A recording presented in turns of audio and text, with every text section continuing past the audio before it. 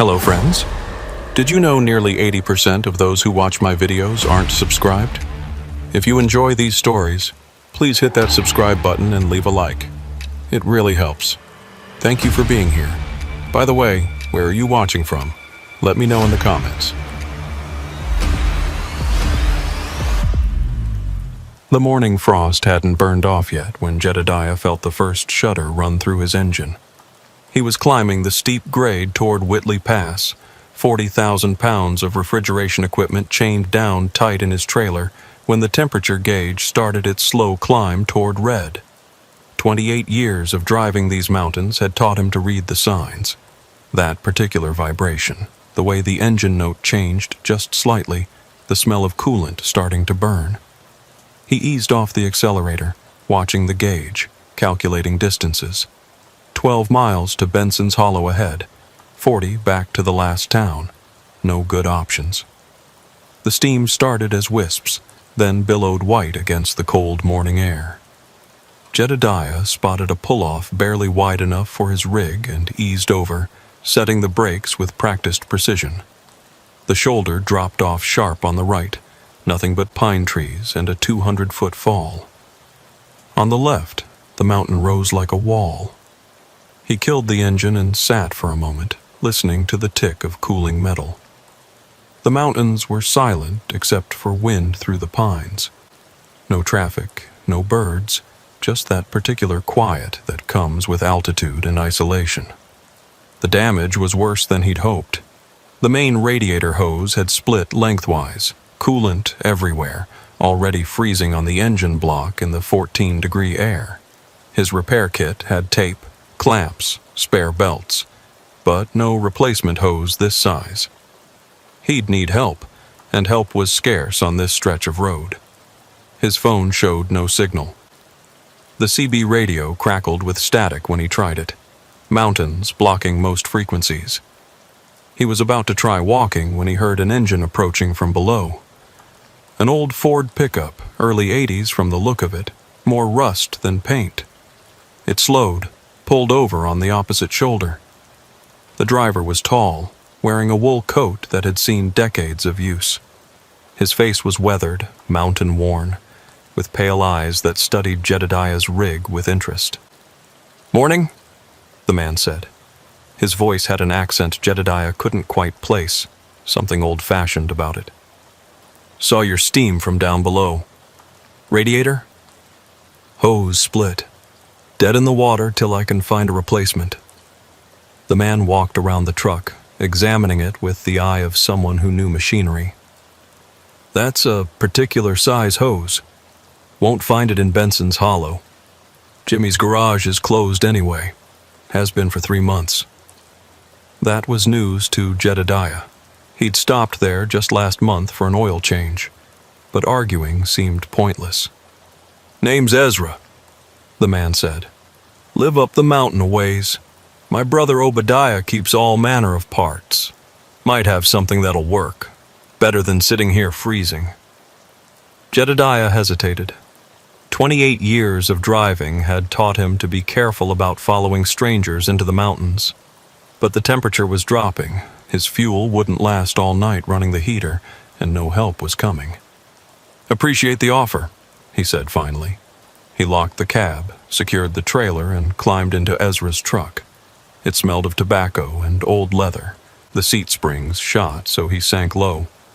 They drove in silence up a dirt road that branched off the main route, barely wide enough for the pickup.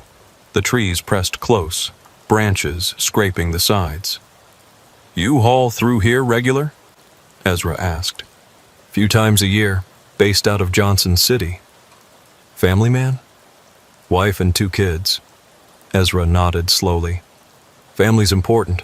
Most important thing there is. That's why we stay up here, away from all that." He gestured vaguely toward the valley. The house appeared suddenly around a curve, bigger than Jedediah expected. 2 stories of weathered wood and stone, smoke rising from 2 chimneys. Other buildings clustered around it, and vehicles in various states of repair sat rusting in the yard. Dogs appeared as they parked, 3 of them, big and lean. They watched with the intensity of animals that took their job seriously. Ezra held up a hand and they sat, but their eyes never left Jedediah. A woman emerged from the house, tall and severe, wearing a dress that might have been fashionable 50 years ago. "This is Prudence, my wife," Ezra said. I didn't catch your name." "Jedediah." "Biblical name," Prudence said, her voice softer than her appearance suggested. "You don't hear those much anymore. Jedediah's truck broke down, needs a radiator hose." She studied him for a long moment. "Obadiah's in the workshop. Always is this time of day." The workshop was exactly what you'd expect. Tools everywhere, parts hanging from rafters, the smell of oil and metal thick in the air.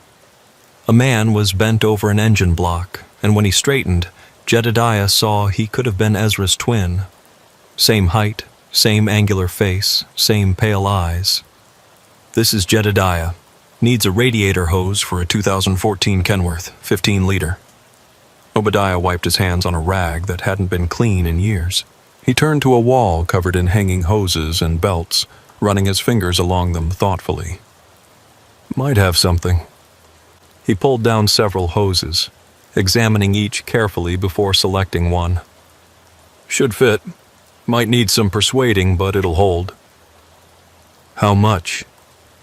Obadiah looked at Ezra, some silent communication passing between them. "No charge," Ezra said. "We help travelers when we can. Mountain way." It seemed too generous, but Jedediah wasn't in a position to argue. "I appreciate that." "After lunch," Ezra said. "Prudence will have food ready. Bad luck to work on an empty stomach." Jedediah wanted to protest, wanted to get his truck fixed and get moving, but something in Ezra's tone suggested this wasn't negotiable, and he was hungry, having skipped breakfast to make better time. The house was warmer than expected, a wood stove putting out serious heat. The dining table was already set for 4, good china that seemed out of place in the rustic setting. Prudence brought out food with practiced efficiency. Stew thick with meat and vegetables, warm bread, butter in an antique dish. They ate mostly in silence. The stew was excellent. The meat tender with a gamey flavor that suggested it hadn't come from a store. Venison, probably, or maybe wild boar. "You said Jimmy's garage has been closed 3 months," Jedediah said eventually. "I was just there in October." The three of them exchanged glances. "Jimmy died in September," Obadiah said finally. "Funeral was September 20th. I was there." Jedediah felt confused. He could picture Jimmy clearly, complaining about his wife's health food kicks. But memory could play tricks, especially with all the small towns blending together. "Maybe you're thinking of another garage," Prudence suggested. "Maybe," Jedediah agreed, though he knew he wasn't. After lunch, they drove back to his truck in a different vehicle, newer, with tools in the bed. Obadiah worked efficiently, draining the remaining coolant, removing the damaged hose, fitting the replacement. It didn't match exactly, but it fit. "Start her up," Obadiah said. The engine rumbled to life, temperature gauge sitting normal. Jedediah let it idle, watching for problems, but everything seemed fine. "Should get you where you're going," Obadiah said. "Might want to get a proper replacement when you can." "I can't thank you enough. You sure I can't pay you?" "We help when we can," Ezra repeated. "Mountain way." They drove off before Jedediah could respond. He sat in his cab for a moment, grateful but unsettled. Something about the afternoon felt off, though he couldn't say what. The way they'd appeared exactly when needed. The way they'd had exactly the right part. The way they'd known things they shouldn't know. But the truck was running, and he had a delivery to make. He pulled back onto the road and continued up the pass. The engine ran strong, no signs of trouble. He'd make Charlotte by midnight if the weather held. About 10 miles later, his radio crackled to life. He hadn't turned it on. "Jedediah," Ezra's voice, clear despite the static. "Yeah?" "You forgot something." Jedediah checked his pockets. Phone, wallet, keys, everything was there. What did I forget? To ask the right questions. Like why we were really on that road this morning. Why we had exactly what you needed. Why Jimmy's garage looks open to some people and closed to others. The radio went dead. Jedediah tried to respond but got nothing. He kept driving, because what else could he do? But the questions stayed with him, nagging like a song he couldn't quite remember. As darkness fell, he noticed his odometer reading. When he'd broken down, it had shown 247,851 miles. Now it read 247,864, 13 miles difference. But he'd only driven maybe 8 miles since the repair, and that included the detour to Ezra's place. He tried to rationalize it. Maybe he'd misremembered the original number. Maybe the gauge was malfunctioning. But deep down, he knew something else had happened. Those missing miles had been driven, just not by him. The thought should have been terrifying, but mostly it was exhausting. He had a delivery to make, a family to support, bills to pay. Whatever strangeness had touched his day, he couldn't afford to dwell on it. But as he drove through the darkness, he found himself checking his mirrors more often, looking for headlights that shouldn't be there, watching for vehicles that appeared from nowhere with exactly what was needed. The mountains kept their secrets, and Jedediah kept driving, the new hose holding pressure, carrying him toward Charlotte and away from questions he wasn't sure he wanted answered. 3 weeks passed before Jedediah took another mountain route. The Charlotte delivery had gone fine, the repair held, and he'd gotten a proper replacement hose at a shop in Tennessee. But the questions from that day stayed with him, especially at night when the road was empty and his mind had time to wander. The call came on a Tuesday. Premium rate for a rush delivery through the same pass, same client, same refrigeration units. Jedediah hesitated, then accepted. Bills didn't pay themselves, and avoiding a profitable route because of some strange encounter would be foolish. This time he checked everything twice before leaving. Fluids topped, belts tight, hoses secure. He even carried spare hoses, though he told himself it was just good practice, not superstition. The climb toward Whitley Pass was uneventful until he reached the spot where he'd broken down. The pull-off was still there, of course, but something was different. Fresh tire tracks in the gravel, deep ones from a heavy vehicle. And on the guardrail, someone had scratched numbers into the rust. 247,851. His original odometer reading from that day. Jedediah felt his hands tighten on the wheel. Someone knew. Someone had been watching, keeping track. He drove past without stopping, but the numbers stayed in his mind. 5 miles up, a vehicle appeared in his mirrors, approaching fast. The same Ford pickup, or one exactly like it. It came up close, too close, headlights bright in his mirrors. Then it backed off, maintaining a steady distance, following but not passing despite several opportunities. Jedediah grabbed his CB. "This is westbound truck at mile marker 58. Pick up behind me. You need to pass?" Static. Then Ezra's voice, clear as if he were sitting in the cab. "Just making sure you get where you're going, Jedediah. These roads can be tricky." "I'm fine. Don't need an escort."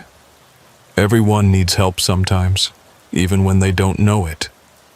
The pickup stayed behind him for another 10 miles, then disappeared around a curve. When Jedediah rounded the same curve seconds later, the road was empty. No turnoffs, no place to pull over, just empty asphalt and trees. He made Charlotte without further incident, but on the return trip he decided to stop in Benson's Hollow.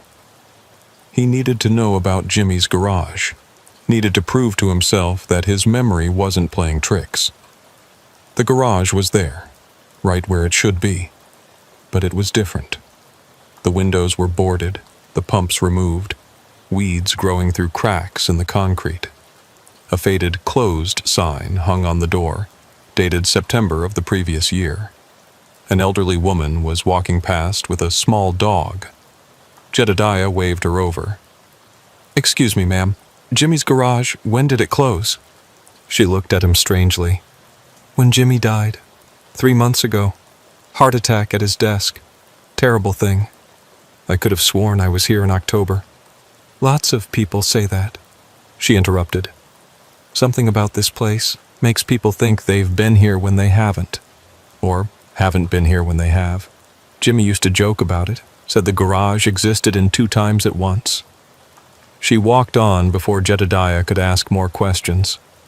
He stood there, staring at the abandoned building, trying to reconcile his clear memory of Jimmy changing his oil with the evident fact that Jimmy had been dead at the time.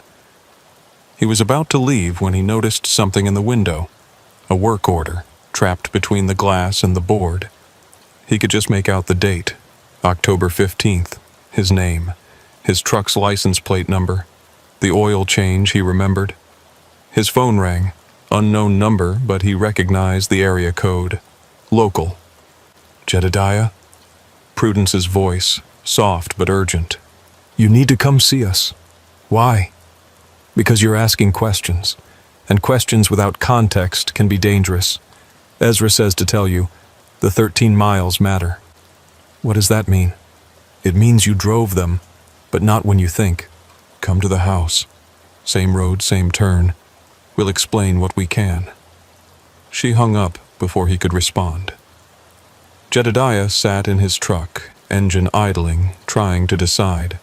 The rational part of his mind said to drive away, forget all of it, stick to interstate routes from now on. But the questions wouldn't let him go. Those 13 miles, the work order for a dead man's garage, the truck that disappeared on an empty road. He drove back up the mountain, found the turnoff, followed the dirt road to the house.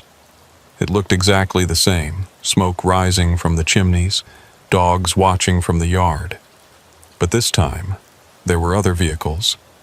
Older trucks mostly, and a few cars that looked like they'd been there for decades. Ezra met him at the door. "Glad you came. Truth is easier to swallow with coffee." The kitchen was full of people, men mostly, but a few women, all with that same mountain-worn look. They watched Jedediah with expressions that ranged from curiosity to suspicion. "This is the one?" an older man asked. "This is him," Ezra confirmed. "Drove the 13 miles, came back unchanged." "That's rare," someone said. "Most who drive those miles don't come back at all." Jedediah set down his coffee cup harder than necessary. "Someone want to explain what you're talking about?" Obadiah spoke from the corner where he'd been silent. "The pass has thin spots, places where time works different. You broke down at one of them. We helped you, yes, but while your truck was being fixed, it was also being driven. 13 miles through a different when." "That's insane." "Is it?" Prudence asked. "You have a work order from a dead man. You remember things that couldn't have happened. You've seen vehicles disappear on empty roads, which is more insane, believing your own experiences or denying them. Why 13 miles specifically?" "Because that's how far it is through the thin spot and back," Ezra said. "We've been monitoring it for generations. Sometimes people slip through without meaning to, drive miles that happen in no time at all, or take hours to drive distances that should take minutes. Your truck went through while you were here eating lunch. You didn't notice because you weren't in it." "Who was driving it?" Silence fell over the room. Finally, Ezra spoke. "Best not to ask that. Some answers are heavier than the questions." An elderly woman in the corner stood up, leaning heavily on a cane. "Show him the book, Ezra. He's earned that much." Ezra retrieved a leather-bound ledger from a cabinet, thick with age and use. He opened it to a marked page, ran his finger down a column of entries. Names, dates, miles driven, notes in the margin. "October 15th, he read. "Jedediah Morse. 13 miles. Returned unchanged. Note: truck serviced at Crossroads. Crossroads? What Jimmy's garage is to those who can see both sides. A place that exists in multiple times at once. You were there in October, just not the October you think. Jedediah studied the ledger. Hundreds of entries going back decades. Most had notes like lost, changed, didn't return. His was one of the few marked unchanged. Why are you tracking this? Because someone has to, the elderly woman said. The past takes people sometimes. Trucks disappear, drivers vanish, and nobody down in the valleys understands why. We try to help when we can, guide people through safe, bring them back when possible. And if I hadn't broken down that day, you might have driven into the thin spot yourself, Ezra said. Might have ended up like these others. He indicated the entries marked lost. The breakdown saved you in a way, gave us a chance to intervene. So you caused it? The breakdown? No. But we watch for it, wait for it.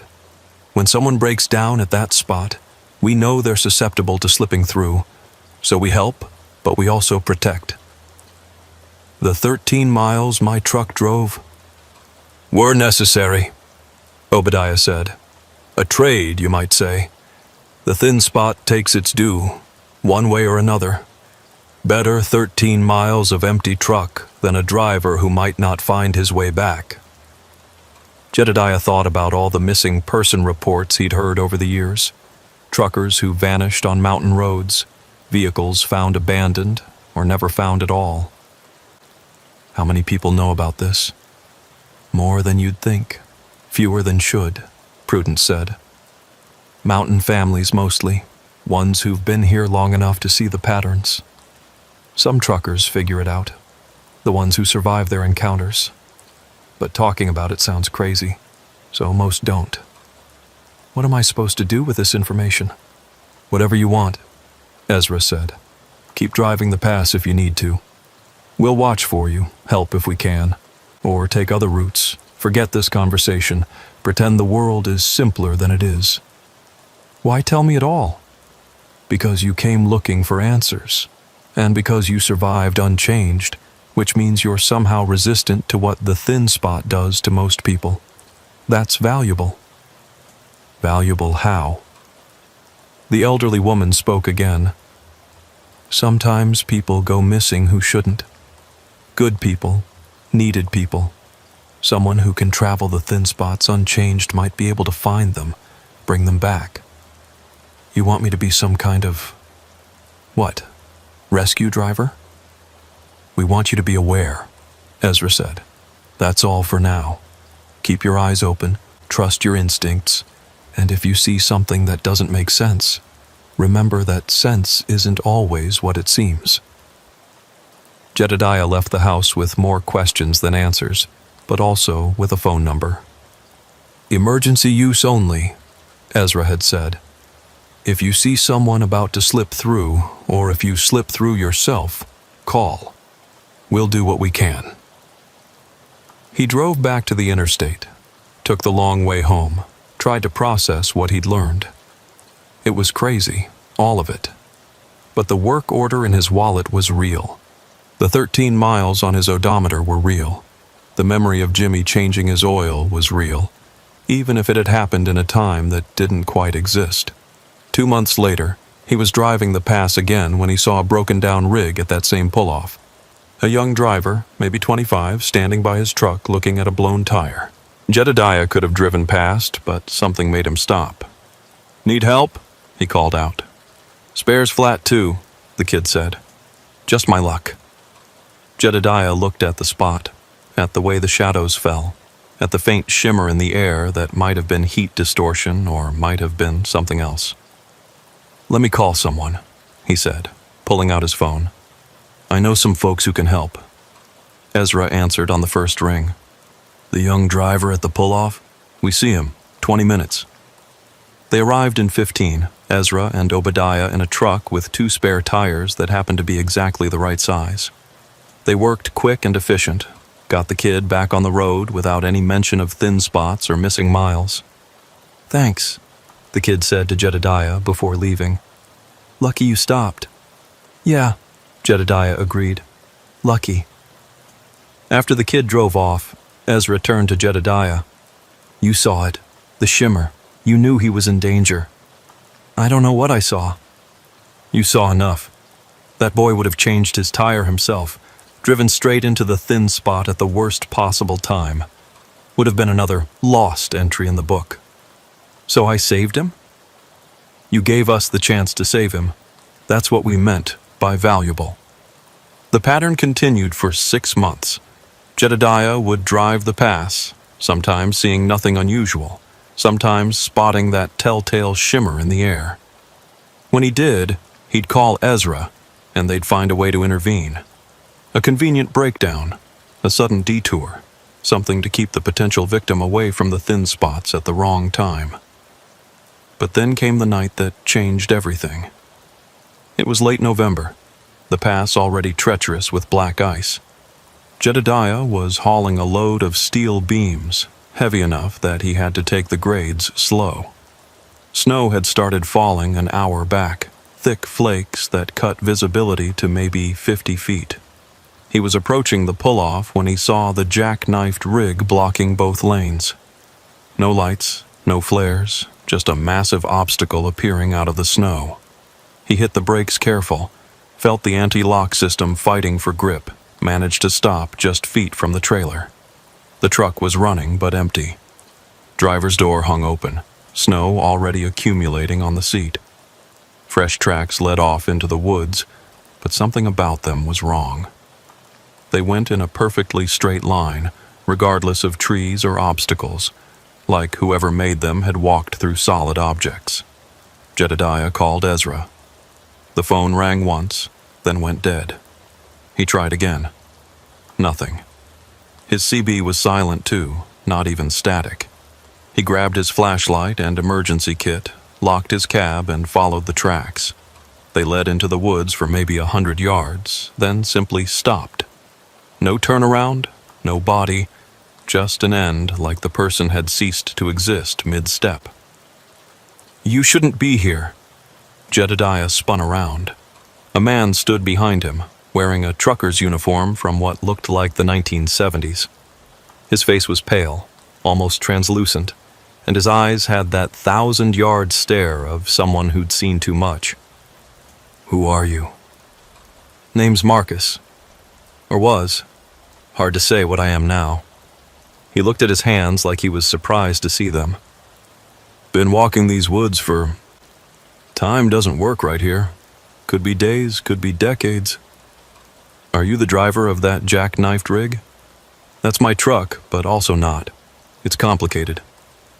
Marcus stepped closer, and Jedediah could see snow falling through him, not on him. "You're one of Ezra's watchers, aren't you? Trying to save people from the thin spots?" "How do you know about that?" "Because I've been watching too. From the other side. The side you can't quite see but know is there. There are dozens of us here, maybe hundreds. All the lost entries in Ezra's book. But you're here, talking to me. The barriers are breaking down. Have been for months. Too much traffic, too many people pushing through without understanding what they're disturbing. The thin spots are becoming tears." As if to demonstrate, the air between 2 trees suddenly rippled, and Jedediah could see through to somewhere else. Another road, similar but different, where it was daylight and summer and trucks drove past that looked decades out of date. "That's the problem," Marcus said. "The different whens are bleeding together. Soon there won't be separation at all. Every time, every possibility, all happening at once." "How do we stop it?" "You don't. But Ezra's family, they know things. Old things. There's a reason they've been watching the past for generations. They're not just recording what happens. They're holding it together."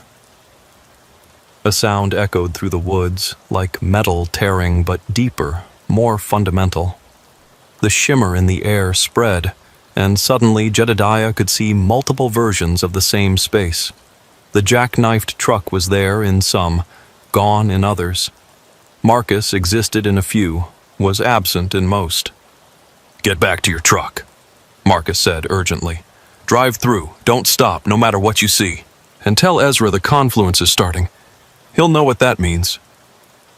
Jedediah ran back to the road, but it was wrong now. His truck was there, but so were others. Dozens of trucks from different eras, all occupying the same space but not quite touching. He could see their drivers, some aware of the situation, others oblivious, driving through their own separate times. He climbed into his cab, started the engine, began creeping forward. The jackknifed rig was both there and not there. He drove through it, feeling resistance like moving through water. Then he was past, and the road was normal again. But in his mirrors, the chaos continued. Time folding and unfolding, the past existing in every moment it had ever existed simultaneously. He drove faster than was safe given the conditions, took the curves too quick, felt his trailer wanting to swing wide. But he had to get clear, had to reach somewhere stable. 10 miles down, the world solidified again. Single timeline, single road, single reality. He pulled over, hands shaking, called Ezra. "The confluence," he said when Ezra answered. "Marcus said to tell you the confluence is starting." Silence on the line, then, "Come to the house. Now. Don't stop for anything." The drive to the turnoff felt longer than usual, and several times Jedediah saw things that shouldn't be there. A wagon train crossing the road, a convoy of military vehicles from World War II, modern cars that hadn't been manufactured yet. All brief glimpses, there and gone, but increasing in frequency. The house was lit up like midday, despite it being near midnight. Every member of the extended family seemed to be there, and others too. People Jedediah didn't recognize. They were all working on something, painting symbols on the walls, arranging objects in specific patterns, consulting old books written in languages that predated English. "It's happening sooner than we expected," Ezra said when he saw Jedediah. "The barriers between times are failing. Without intervention, this entire region will collapse into temporal chaos." Temporal chaos? Every moment existing at once, past, present, future, all possibilities overlapping. Nobody could survive it. The human mind can't process that kind of reality. "What are you doing?" "What our family has always done. We're the anchors, the ones who hold the timeline steady in this area. But something's changed. Too much traffic, maybe. Or someone found another thin spot and pushed through wrong. The system is failing." Prudence approached carrying an old photograph. It showed the past from maybe a century ago, but with the same shimmer in the air Jedediah had learned to recognize. "This has always been a problem area," she said. "The mountains here, they're old in ways that have nothing to do with geology. They remember every moment they've existed, and sometimes they forget to keep those moments separate. So what do we do?" "We perform the binding," Obadiah said from across the room. "Same as our great-great-grandfather did in 1894, same as his grandfather did before that. We convince the mountain to maintain linear time." "Convince? Wrong word, maybe," Ezra admitted. "We make a deal. The mountain gets what it wants, we get stability." "What does a mountain want?" "Witnesses," the elderly woman from before said. She was sitting in a chair, looking exhausted. "It wants to be remembered, to have its stories told. That's what the 13 miles are about. People driving through its memories, experiencing its past. But if everyone did that, chaos. So we limit it, control it. A few people here and there, carefully managed. The mountain gets its witnesses, humanity gets linear time. And if the system fails?" Everyone looked at each other, and Jedediah saw fear in their faces. Then we reset, Ezra said quietly. Go back to a point before the failure and try again. But everyone who exists between that point and now ceases to exist, Prudence finished. Jedediah thought about his family, his life, everyone he knew. How far back? Depends on when we can find a stable point. Could be days, could be years. That's insane. That's reality, Obadiah said. The reality most people never see because families like ours keep it hidden, keep it stable. A younger man burst through the door, face flushed from running. The convergence is accelerating. Multiple timelines are manifesting on the pass. There are reports of accidents that happened and didn't happen, people meeting themselves, trucks existing in multiple places at once. Ezra stood, suddenly looking like a general preparing for battle. Then we don't have time for the full ritual. We need to do an emergency anchor. That requires a volunteer, Prudence said quietly. Someone to drive the 13 miles through all the overlapping times at once, to witness everything the mountain wants to show. That would destroy a human mind, Obadiah protested. Not necessarily, the elderly woman said, looking at Jedediah. Not if the person was already resistant, already proven they could handle the thin spots. Everyone turned to stare at Jedediah. You want me to drive through that chaos? You're the only one who can, Ezra said. You've already driven the 13 miles once and came back unchanged. You have resistance we don't understand but can't ignore. What happens if I fail? We all cease to exist and try again in an earlier timeline where you might succeed. And if I succeed? The timelines separate, stability returns, and life continues normally.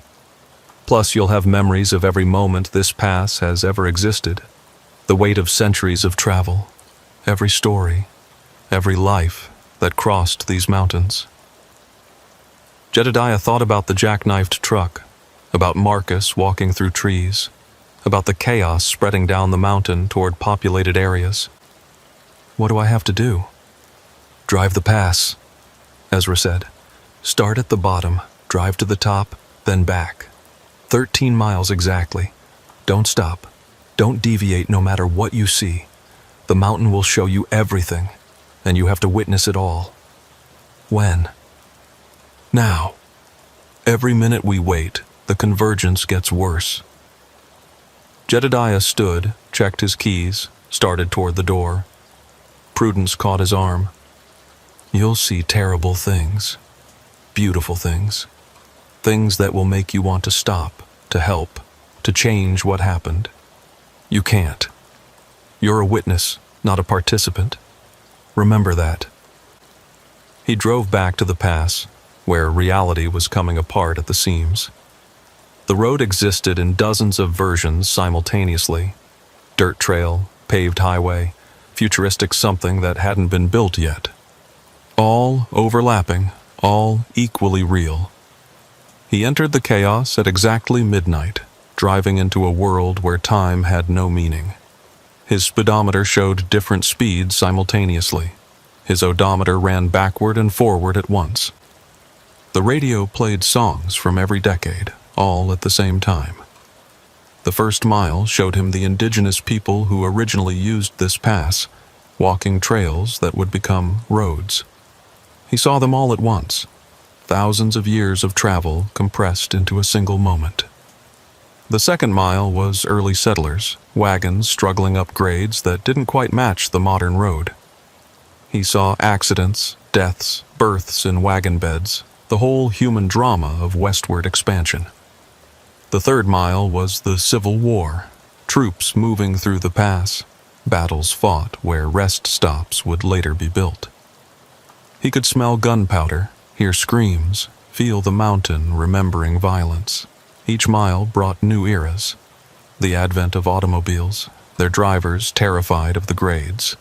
The Depression, families fleeing poverty, their possessions tied to running boards. World War II convoys, the interstate construction that bypassed parts of the old road. Decades of truckers like himself, fighting weather and grades and time. By mile 7, the turnback point, Jedediah's mind was fracturing. Too much information, too many lives, too many stories all at once. He could feel himself spreading across time, becoming part of the road's memory. But he held on to 3 things: his name, his purpose, and the odometer showing he needed 6 more miles. The return journey was worse. Now he wasn't just seeing the past, but all possible futures. Roads that might be built. Technologies that could exist. Post-apocalyptic wastelands and gleaming utopias, all equally potential. Mile 10 nearly broke him. He saw himself, dozens of versions, all the choices he might make, the lives he might live. Some versions were old, some died young, some never made it past this night. The temptation to stop, to choose a better timeline, was overwhelming. Mile 11 showed him the truth about Ezra's family. They hadn't just been watching the pass, they'd been feeding it. Small sacrifices of time and memory, keeping the mountain satisfied.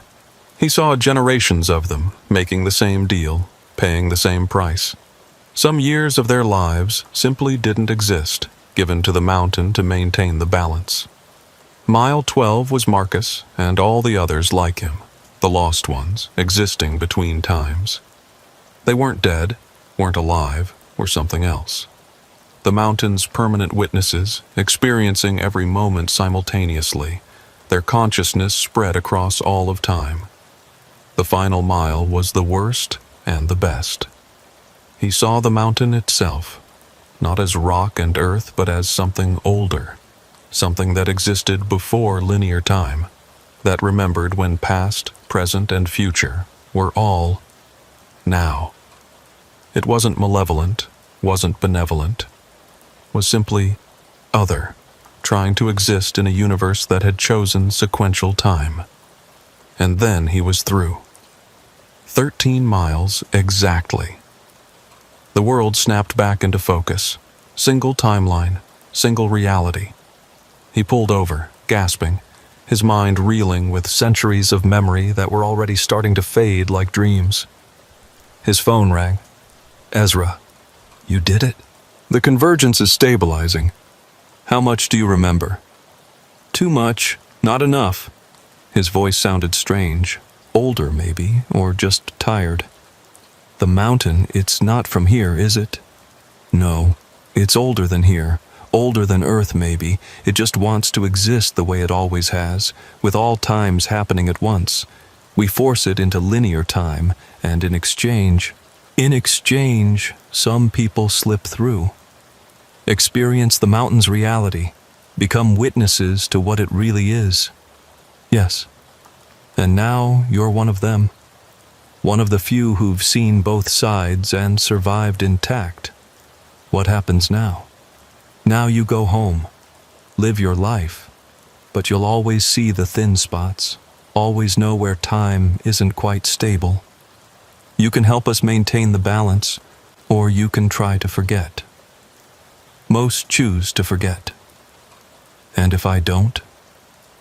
Then you become like us, guardians of linear time. It's not an easy life, but it's necessary. Jedediah thought about the versions of himself he'd seen, all the possible futures. In most of them, he chose to forget. But in the ones where he seemed happiest, he remembered. The missing years, he said. The ones your family sacrifices. What happens to them? They exist in the mountain's time. We live them all at once when we make the deal, then return to linear time without them.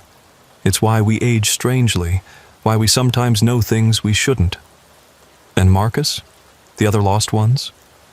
They chose to stay in the convergence, to become permanent witnesses. It's not death, but it's not life either. They exist in all times simultaneously, experiencing everything, understanding everything, but unable to change anything. That's what almost happened to me. Yes, but you're resistant. We still don't understand why, but you can travel the thin spots without losing yourself. That's incredibly rare. Jedediah drove home that night with his mind full of fragments. Centuries of travel, thousands of lives, all compressed into 13 miles. Most of it was already fading, but some things stayed. The important things. The truth about time, about the mountain, about the price of keeping reality stable. His wife noticed the change immediately. "You look older. Not physically, just older. Bad night, difficult drive." She studied him with concern. "Maybe you should stick to easier routes for a while." Maybe. But he knew he wouldn't. The mountain was part of him now, or he was part of it. He could feel the thin spots calling, could sense when the balance was threatened. 3 days later, Ezra called. "There's another convergence starting. Smaller, but still dangerous. North Carolina, near Asheville." "I'm in Texas." "I know, but you're the only other person who can do what needs to be done. There must be others, other families like yours. There are, but most are tired, worn down by generations of sacrifice, and none have anyone with your resistance." Jedediah looked at his schedule, his planned routes, his normal life. Then he looked at his hands, remembering how they'd gripped the wheel while reality came apart around him. "Send me the coordinates." He became a secret guardian of linear time. To the world, he was just a trucker, hauling loads across the country. But to the families who knew, who watched, who maintained the balance, he was something else. The one who could drive through convergences and come back. The one who could witness the mountain's truth without becoming lost in it. Years passed. He aged, but strangely, sometimes younger, sometimes older, as if his personal timeline wasn't quite synced with everyone else's. His wife noticed but didn't ask questions, sensing that the answers would be harder to live with than the mystery. He trained others when he could, looking for that rare resistance, that ability to see time's instability without being destroyed by it. Most failed the test, forgetting the experiences as soon as they were over. But a few remembered, joined the network of watchers. The convergences came more frequently as traffic increased, as the world sped up, as humanity pushed harder against the boundaries of what was possible. Each time, someone had to drive the 13 miles, witness the mountain's reality, convince it to maintain linear time for a little longer. Sometimes it was Jedediah. Sometimes it was one of the new guardians. Always it was dangerous. Always there was the risk of becoming lost like Marcus, spread across all times, witnessing everything, changing nothing. But they continued, because the alternative was chaos. A world where past, present, and future collapsed into a single maddening moment, where cause and effect ceased to function, where humanity would face the universe as it truly was, without the comfortable illusion of sequential time. 20 years after that first breakdown, Jedediah stood at the pull-off where it all began. His truck was newer, his hair was gray, his body bore the weight of decades of driving, but his eyes were sharp, seeing the shimmer in the air that marked a thin spot. A young driver had pulled over, checking his phone, oblivious to the danger. Jedediah could see the convergence starting, the layers of time beginning to separate. He walked over, friendly smile, casual manner. "Engine trouble?" "Nah, just checking directions. GPS is being weird up here. They do that in the mountains. Tell you what, follow me down. I know these roads can get you where you're going." The kid agreed, grateful for the help. They drove away from the thin spot just as reality started to fracture. In his mirrors, Jedediah saw the road exist in dozens of times simultaneously, then snap back to normal as they moved out of range. The kid never knew how close he'd come to driving 13 miles through the heart of time itself. Never knew that an old trucker had saved him from becoming either a witness to everything or nothing at all. That was the job. Not just driving loads, but driving the line between stability and chaos. Keeping the roads clear, the timelines separate, the world turning in its comfortable illusion of sequential moments. Jedediah drove on, checking his mirrors, watching for shimmers, feeling the mountain's presence always at the edge of perception. He had maybe 10 more years before his body wouldn't be able to handle the convergences anymore. 10 years to find and train his replacement, because someone always had to drive the 13 miles. Someone always had to witness the truth. Someone always had to make the deal that kept time flowing in the direction humanity needed it to flow. The mountain was patient. It had existed before linear time would exist after. But for now, for this brief moment in its existence, it agreed to play by humanity's rules. As long as there were witnesses, as long as someone remembered what it truly was, as long as someone was willing to drive those 13 miles through the heart of forever and come back to tell the tale, even if they could never truly tell it, even if the world would never believe it, even if the only proof was in the shimmer of air on a mountain road and the certain knowledge that time was more fragile than anyone dared imagine. Elijah checked the manifest twice before signing. 12 pallets of mining equipment bound for the Blackwood Coal Company, though the address seemed off, just end of Route 1247, Harrow County. The dispatcher kept adjusting his glasses nervously, which should have been Elijah's first warning. "Standard delivery?" Elijah asked. "Standard equipment, yeah, but the location." The man trailed off. "The family's up there. They don't much like outsiders, especially since the company pulled out." It was noon when Elijah began the drive into the mountains. His Freightliner was loaded heavy but balanced, 40,000 pounds of what the manifest claimed was mining equipment. Route 1247 started normal enough, but degraded quickly. Asphalt to patches, patches to gravel, gravel to dirt, rutted by years of heavy trucks. The first signs of habitation came an hour in. Not houses exactly, more like structures built from whatever was available. Tar paper roofs, walls of mixed materials, smoke rising from pipes that served as chimneys. People watched from porches and windows. Men in worn coveralls, women in faded dresses, children who should have been in school standing barefoot in yards of packed dirt. Nobody waved. Nobody smiled. They just watched. The road forked ahead with no signs. According to his hand-drawn map, he should go right, but the left showed fresh tire tracks. He chose left, figuring active use meant through passage. 5 miles later, the road opened into a clearing. The mine entrance was obvious, a dark mouth in the mountainside reinforced with massive timbers. But this wasn't the operational mine he'd expected. The equipment was decades old, rust-covered, held together with welding and determination. Men worked with hand tools mostly, the kind of operation that should have been shut down by safety inspectors years ago. A man separated from the group, walking with the kind of authority that didn't need announcement.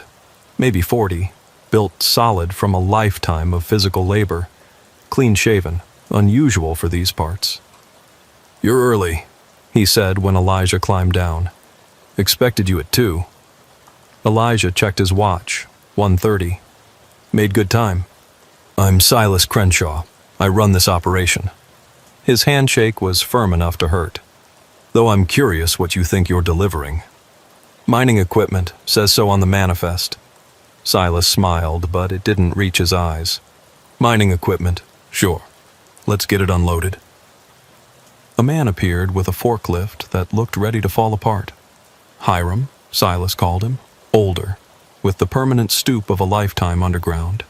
He worked silent and efficient. As they unloaded, Elijah became aware of being watched, not just by the workers, but from windows in the scattered buildings. Women and children, all with the same dark eyes, same wary expressions. "Family operation?" Elijah asked. "Everyone here is family. Cousins, in-laws, distant relations. The mountain keeps us close. A woman emerged from one of the buildings carrying a tray, maybe 30, pretty in a hard way, wearing a dress that belonged in another era. "My wife, Temperance," Silas said. "Thought you might be thirsty." The liquid in the pitcher was dark, almost black. "Just water would be fine," Elijah said. "This is water. From our well. Minerals turn it dark, but it's clean." He took a small sip. It tasted of minerals and earth, cold enough to make his teeth ache. "You should stay for supper," Temperance said. "We don't get visitors often." "I need to get back. Another load tomorrow." She exchanged a look with Silas that Elijah couldn't read. The 8th pallet shifted during unloading, a strap coming loose. Elijah caught it before it fell, but the side cracked slightly. Inside, visible through the gap, were not mining tools, but weapons. Rifles, ammunition, what looked like explosives. Elijah quickly secured the strap, pretended he'd seen nothing. But Silas had noticed. "Problem with the load?" "Strap came loose. Fixed now." They stared at each other, understanding passing between them. Elijah had seen something he shouldn't have, and both knew it. The unloading continued in tense silence. When the last pallet was on the ground, Silas signed the delivery receipt without checking the inventory. "Sure you won't stay? These roads get dangerous after dark." "I'll be fine." "Dangerous in ways you might not expect. People go missing up here. Trucks found burned out, drivers never found. Mining company blamed it on accidents, but we know better." "Is that a threat?" "That's a warning. There's a war happening up here, Mr. Morse. Has been for years. The company pulled out officially, but they left men behind. Security, they call them. We call them something else." A child ran up, whispered in Silas's ear. His expression darkened. "Speak of the devil," he muttered. 3 vehicles pulled into the clearing. SUVs with tinted windows, the kind that screamed government or corporate security. Men stepped out wearing tactical gear, carrying rifles openly. The lead man was tall, thin, with the bearing of ex-military. "Mr. Crenshaw, we need to talk about the shipment that just arrived." "Nothing to talk about, Garrett. This is private property." "Property you don't own. The mineral rights still belong to Blackwood, which means everything under this ground and anything used to extract it is ours to inspect. Your company abandoned this mine, abandoned these people. We suspended operations, different thing legally." Garrett's eyes moved to Elijah's truck, to the unloaded pallets. "This shipment was meant for our operations in Kentucky. Funny how it ended up here instead." "Don't know anything about that?" "No? The serial numbers on those crates will tell a different story." The tension was electric. Elijah counted armed men on both sides. The miners had emerged from buildings carrying tools that could become weapons, picks, hammers, pry bars.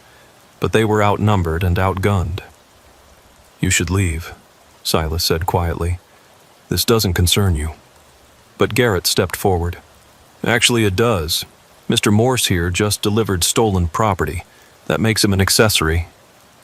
"I just haul what I'm paid to haul," Elijah said. "And you'll testify to that? In court? Under oath?" Garrett smiled. "Or would you rather we check what's really in those crates? Because I'm betting it's not mining equipment." "You got a warrant?" Silas asked. "Don't need one. Homeland Security. These mountains are full of sovereign citizen types, militias, domestic terrorists. One phone call and this place is swarming with feds. Make your call then."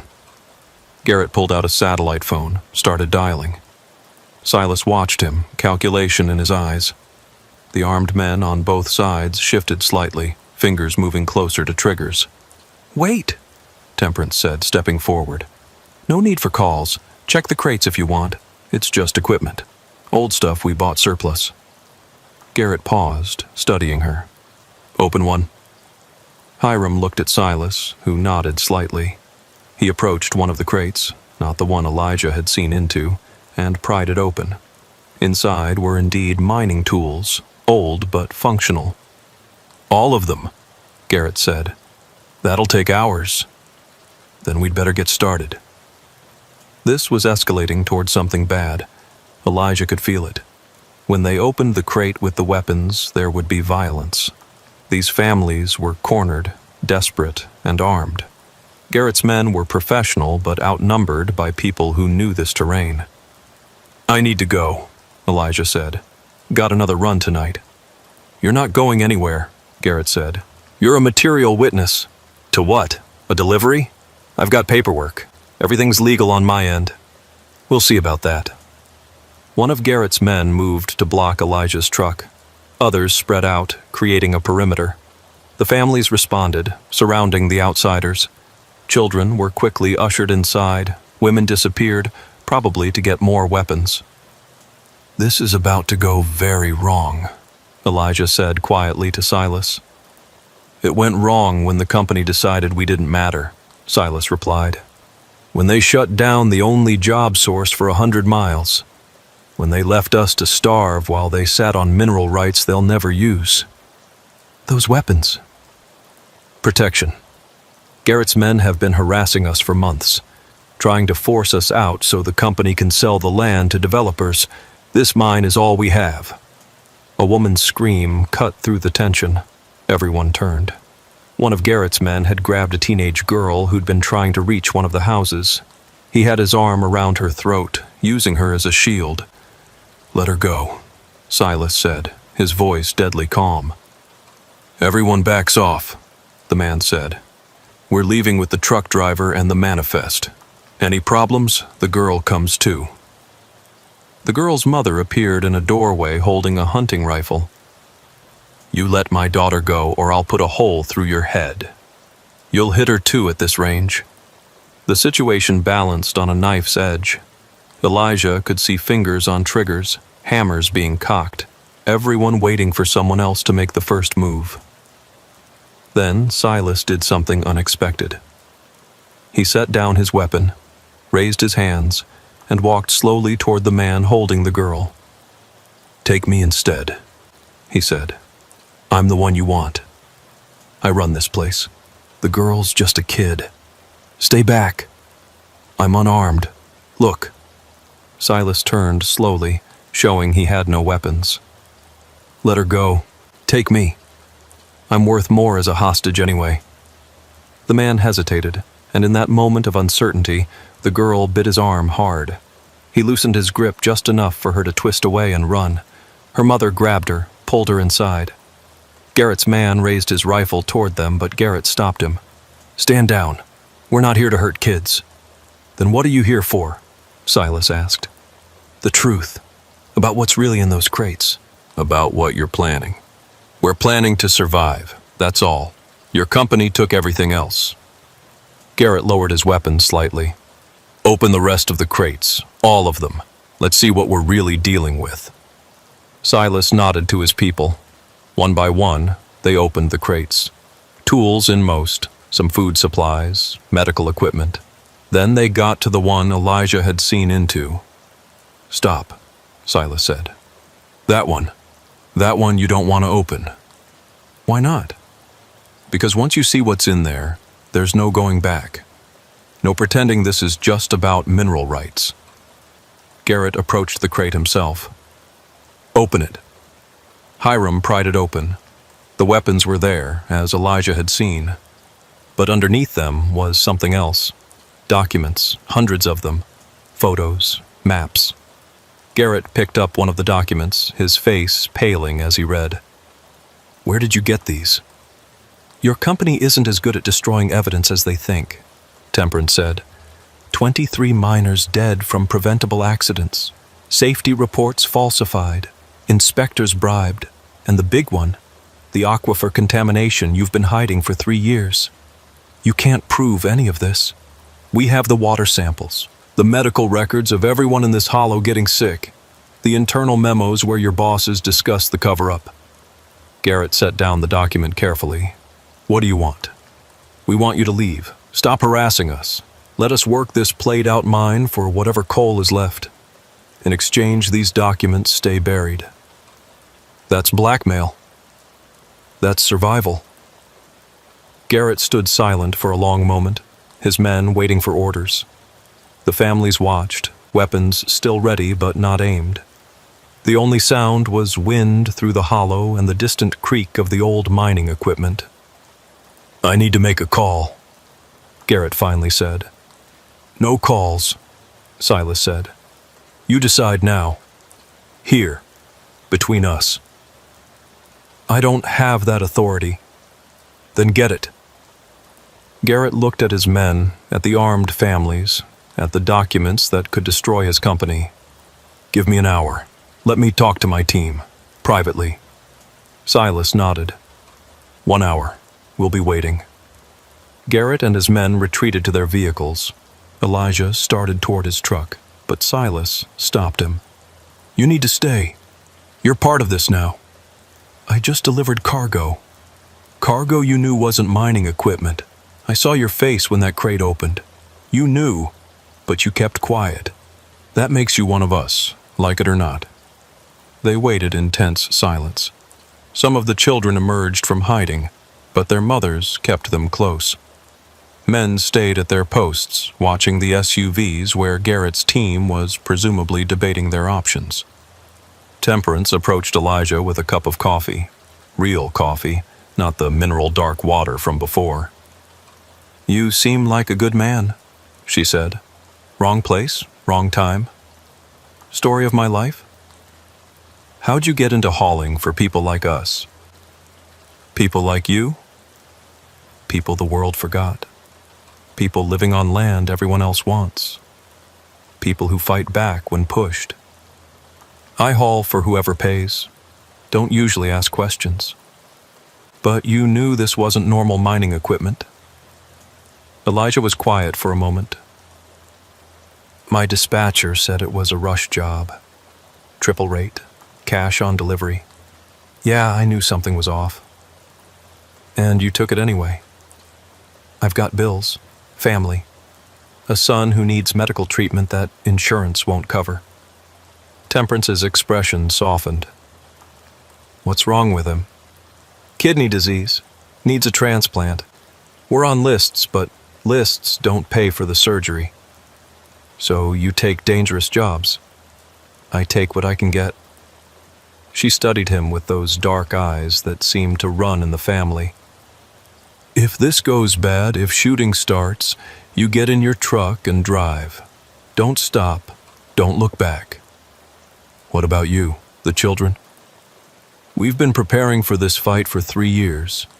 Ever since the company announced the closure but kept the mineral rights. We knew they'd come back, try to force us out." "The weapons?" "Some of them. The rest is evidence. Proof of what they did to this land, these people. My father died of lung disease at 53. My brother at 41. Both worked that mine since they were teenagers. Company knew the ventilation was bad, knew the dust suppression didn't work, didn't care." "And Silas?" "Lost his first wife to the contaminated water. Cancer at 28. His son was born with deformities from the chemicals. Died before his first birthday. The company paid nothing, admitted nothing. Said it was genetics, bad luck. So this is revenge. This is justice, the only kind we're going to get." The hour passed slowly. Men checked weapons, women gathered supplies, everyone preparing for whatever came next. Elijah noticed escape routes being quietly identified, vehicles positioned for quick departure. These people expected violence. Finally, Garrett emerged from the SUV. He walked back alone, his men staying with the vehicles. That was either a good sign or a very bad one. "We have a deal," he said when he reached Silas. "You keep the mine, we keep the documents. Nobody talks about what's in those crates." "Not enough," Silas said. "We want written guarantee the company won't come back, ever. This land becomes ours officially." "I can't." "Then no deal." Garrett's jaw clenched. I'll need to go back to the office, get paperwork drawn up. It'll take a few days. You have 24 hours, and he stays. Silas pointed at one of Garrett's men. Insurance, you'll come back. That's kidnapping. That's insurance. Your man will be fed, treated well. When you come back with the papers, he leaves with you. And if I don't come back, then we release everything. Documents, photos, water samples, media, EPA, FBI, everything. Garrett looked back at his men. One of them, younger, maybe mid-20s, stepped forward. I'll stay, he said. Johnson, you don't have to. It's okay, sir. These are just people trying to survive. I get it. The exchange was made. Johnson handed over his weapons, walked calmly to where the families waited. Garrett and the others drove away, leaving dust and uncertainty behind. Now what? Elijah asked. Now we wait, Silas said, and hope Garrett is smart enough to make the deal stick. They put Johnson in one of the houses, under guard but comfortable. He seemed resigned to the situation, even accepting Temperance's offer of food. The families went back to their routines, but the tension remained. As evening fell, Elijah tried again to leave. I really need to go. My dispatcher will be wondering. Your dispatcher knows exactly where you are, Hiram said, speaking for the first time in hours. This delivery was arranged specifically because you have a reputation. You keep your mouth shut. You don't ask questions. You need money for your boy. How do you know about my son? We checked. Before we approved you for this run, couldn't risk someone who might talk. Elijah felt a chill. This was all planned. Not all, Silas admitted. Garrett showing up was expected, but not this soon. We thought we'd have time to hide the weapons, make everything look legitimate. So I was bait? You were transportation. But now you're a witness, and we need witnesses in case this goes to court. I won't testify against you. No, but you'll testify about what you've seen here. The poverty, the sickness, the way the company abandoned these people, then tried to force them out. Context matters in court. That night, they put Elijah in the same house as Johnson, though in a different room. The young security contractor was sitting at a table, writing in a notebook. Let her home? Elijah asked. Sort of. Documenting what I see here. These people, they're not what we were told. What were you told? That they were extremists, violent separatists, domestic terrorists. Johnson looked around the simple room, at the photos on the walls showing generations of miners. But they're just families. Desperate families fighting for the only home they've ever known. Your boss doesn't see it that way. Garrett's not a bad man. He's just following orders. The company wants this land cleared for resale. Some developer from China wants to build a resort here. Can you imagine? A resort where men died mining coal for decades. Will Garrett honor the deal? Johnson shrugged. Depends on what the company says. If they think the documents are damaging enough, maybe. If not, he didn't finish, but his meaning was clear. They sat in silence for a while, listening to the sounds of the hollow at night. Somewhere a baby cried. A dog barked. Normal sounds that emphasized how abnormal their situation was. Your son, Johnson said eventually. The medical bills. How much? More than I'll make in 5 years. The company has a foundation, medical assistance for mining families. These people probably qualify, but they don't know about it. Or the company made sure they didn't know. Why are you telling me this? Because if this goes bad tomorrow, if shooting starts, people are going to die. Good people on both sides. Maybe if there's another way. You think Silas would take money instead of land? I think Silas wants his people to survive. If the foundation could cover medical costs, maybe buy the mineral rights at fair value. You could propose that? Not me, but you could. You're neutral. Both sides might listen. Elijah thought about it. These families needed help, not a shootout with corporate security, and the company needed to avoid scandal more than they needed this land. "I'll talk to Silas in the morning," he said. But morning brought unexpected visitors. Not Garrett and legal papers, but state police. 3 cars, 6 officers, probably called by someone who'd seen the weapons being unloaded. Silas met them at the entrance to the hollow, calm but wary. "Morning, officers. Something we can help you with?" The lead officer, a sergeant by his stripes, looked tired. "Got a report of armed individuals, possible militant activity. Need to check it out." "No militants here, just mining families trying to make a living. Mind if we look around?" "You got a warrant?" "Don't need one if we have probable cause, and a truck full of weapons would be probable cause." Silas was trapped. Refuse and look guilty, comply and risk exposure of the weapons. "Tell you what," the sergeant said, his tone changing. "I grew up in a hollow just like this. My daddy died in a mine cave-in when I was 12. I know what the companies did to these communities." He looked around at the families watching from windows and doorways. "I also know that sometimes people need to protect themselves when the law won't. So here's what's going to happen. We're going to look around, check that everyone's safe, file a report saying we found nothing unusual. But those weapons better disappear, fast, because next time it might not be me who comes." Silas studied the sergeant's face, then nodded. "Understood." The police did their inspection, professional but not thorough.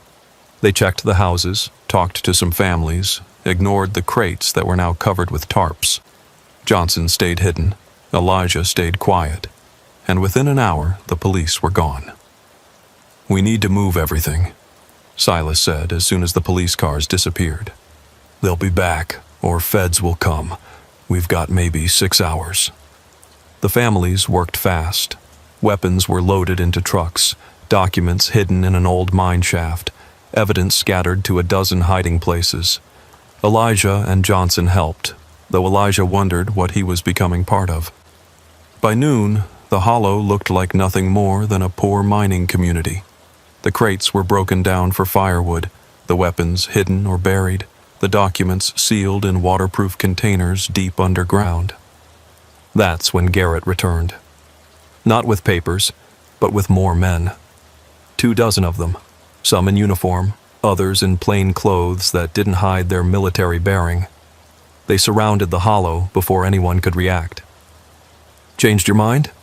Silas asked, though his calm voice didn't match the tension in his shoulders. "My bosses changed it for me," Garrett said. "They want this resolved today, permanently." "Meaning?" "Meaning you have 1 hour to evacuate. Take what you can carry, leave the rest. This is our home." "Not legally. You're squatters on company property. We've been patient, but that patience is over." The families emerged from their houses, forming a line behind Silas. Men, women, even older children, all standing defiant. Elijah saw several were armed, pistols tucked in waistbands, hunting rifles held loose but ready. "Where's Johnson?" Garrett asked. "Safe. He'll stay safe as long as you back off." "That's kidnapping, federal crime. You really want to add that to your troubles?" Johnson walked out of the house on his own, hands visible. "I'm not kidnapped. I'm staying voluntarily." Garrett stared at his man. "Johnson, what the hell are you doing?" "The right thing, sir. These people have legitimate grievances. The company poisoned their water, killed their families, then tried to force them out. That's not what I signed up to enforce." "You signed up to follow orders. Not illegal ones, not immoral ones." The standoff crystallized.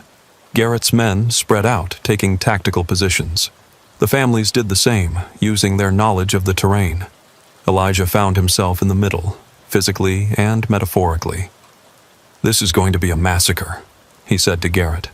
"You've got superior firepower, but they know every inch of this hollow, every hidden path, every defensive position. You'll win, but how many of your men will die? How many of them? That's their choice. Is it? Or is it the company's choice? The same company that let 23 miners die rather than fix safety violations? Garrett's expression flickered. You've seen the documents. Everyone's seen them by now. Silas made copies, distributed them. Even if you take this hollow, the truth is already out there. Then why fight? Because sometimes that's all people have left, Temperance said, approaching with her hands empty but her eyes full of determination. When you've taken everything else, fighting is the only dignity remaining. There has to be another way, Johnson said. Sir, what if we actually negotiated? Real negotiation, not threats. With what authority? Call the Home Office, tell them the situation, tell them their options are a bloodbath that makes national news or a settlement that makes this go away quietly. Garrett hesitated. In that moment of uncertainty, Elijah saw an opening. I have a proposal, he said loudly enough for everyone to hear. What if there was a way for everyone to win? There's no such thing, Silas said. Hear me out. The company wants this land clear, right? But what they really want is to avoid scandal. These families want to stay on their land and be compensated for what the company did to them. Go on, Garrett said cautiously.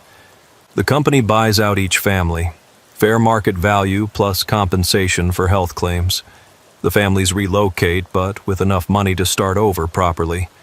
The documents stay buried. Everyone walks away. The company will never pay what these claims are worth, Garrett said. They will if the alternative is those documents going public, Silas countered. 23 wrongful deaths, massive environmental damage, cover-ups. The lawsuits alone would cost hundreds of millions. How much? Garrett asked. Silas looked at his people, seemed to be calculating. 50,000 per family for relocation, plus medical coverage for everyone affected by the contamination, maybe 3 million total. That's extortion. That's a bargain compared to what a court would award. Garrett pulled out his satellite phone, walked away to make a call. The waiting was agony. Weapons stayed ready on both sides. Children peered from windows. The sun beat down on the hollow, making everyone sweat despite the cool mountain air. 20 minutes later, Garrett returned. 10,000 per family. Medical coverage for documented illnesses only. Final offer. Not enough, Silas said immediately. It's what you're getting. Take it or we proceed with the eviction. 25,000. Full medical for everyone who worked the mine or lived in the hollow. 15,000. Medical for documented cases, plus screening for everyone else. They went back and forth while the armed men on both sides grew increasingly tense. Elijah could see fingers moving toward triggers, stances shifting toward combat readiness. Stop, Temperance said suddenly. Just stop. We're negotiating our own extinction here, arguing over the price of leaving the only home we've ever known. She turned to address everyone, both sides. My great-grandfather helped dig that mine. My grandfather died in it.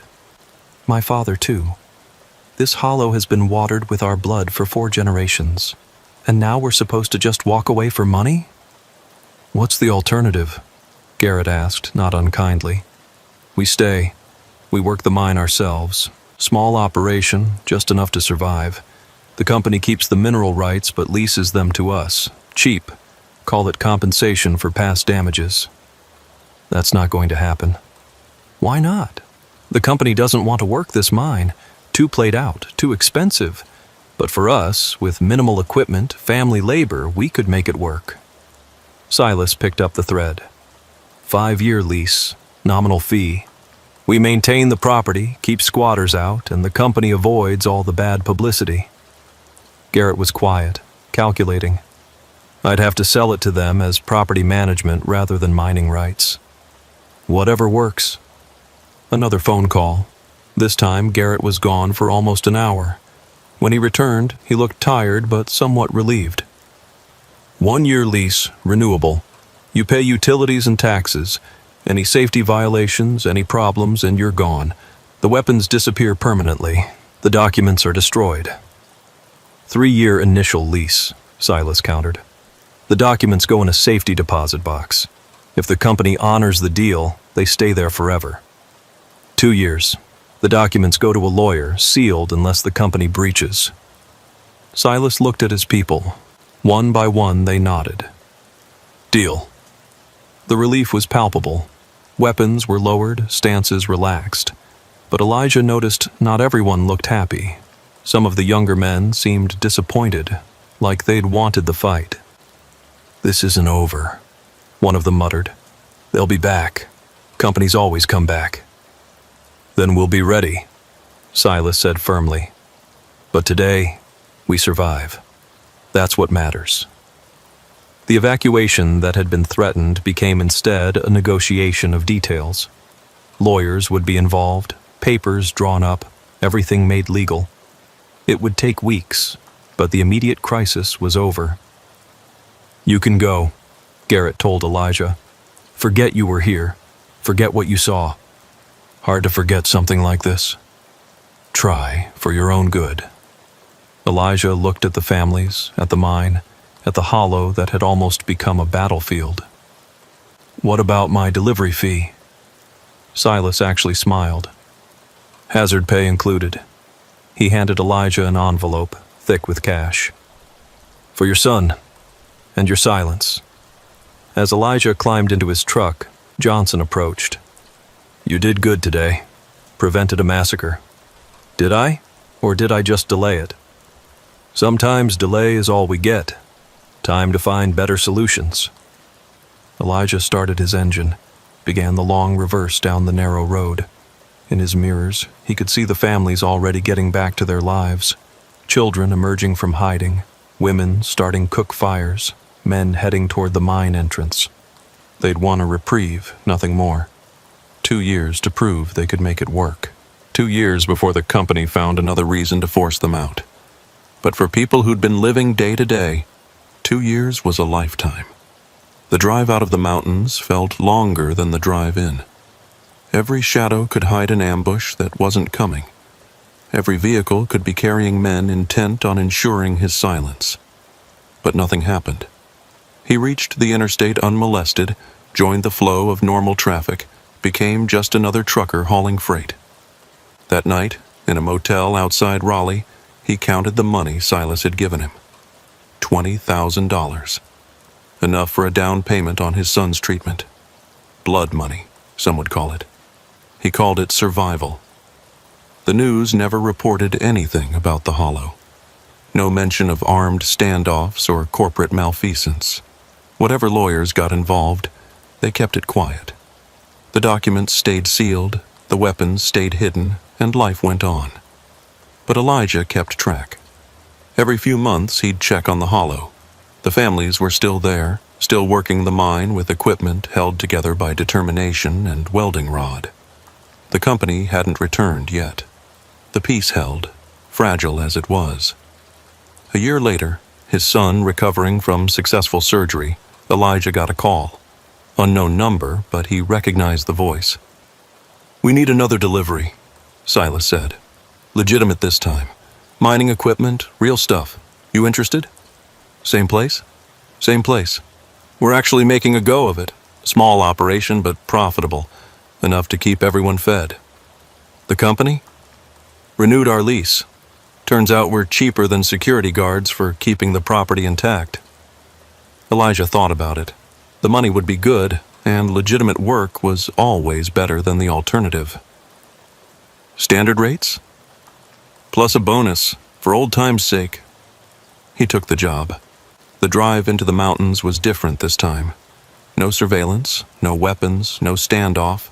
Just a business transaction between people who'd found a way to coexist with forces bigger than themselves. The hollow looked better. Some houses had new roofs. The equipment was still old, but better maintained. Children played in the yards without that haunted look of kids who'd seen too much. Temperance met him with real coffee and a genuine smile. "Your son?" "Doing well. Growing stronger." "Good. Family's what matters." As they unloaded actual mining equipment, Silas told him about their progress. They'd found a small vein of quality coal, enough to keep them going. Some of the younger men had left, found work elsewhere, but the core families remained. "It's not much of a life," Silas admitted, "but it's ours." "What about Garrett, the security teams?" "Garrett got promoted, moved to corporate, sends a Christmas card every year." "You're joking." "I'm not. Turns out preventing a massacre looks good on a resume. He even helped push through the lease renewal." It was a strange ending to what could have been a tragedy. No clear heroes or villains, just people trying to survive in a system that didn't value their survival. The families got their hollow, the company avoided scandal, and life went on.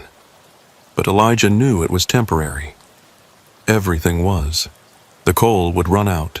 The company would change hands. New developers would eye the land. Someday, another confrontation would come. For now, though, there was peace in the hollow. Fragile, conditional, but real. And sometimes, that's the best anyone can hope for. 2 years passed. Elijah made regular runs to the hollow, hauling equipment in, hauling coal out. The operation remained small but functional. The families survived, which was more than many mining communities could say. Then the letters started arriving. Silas called him on a Tuesday night, voice tense. "Got something from the state. Environmental inspection notice. Comprehensive review. The kind that could shut us down." "Routine?" "Nothing's routine when lawyers are copied on the notice. The company's up to something."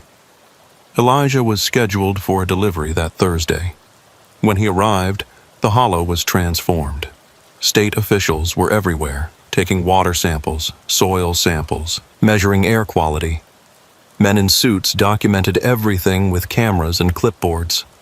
Silas stood by the mine entrance, watching it all with crossed arms and a dark expression. "They're looking for violations," he said when Elijah approached. "Any excuse to void the lease." "Find anything?" "There's always something.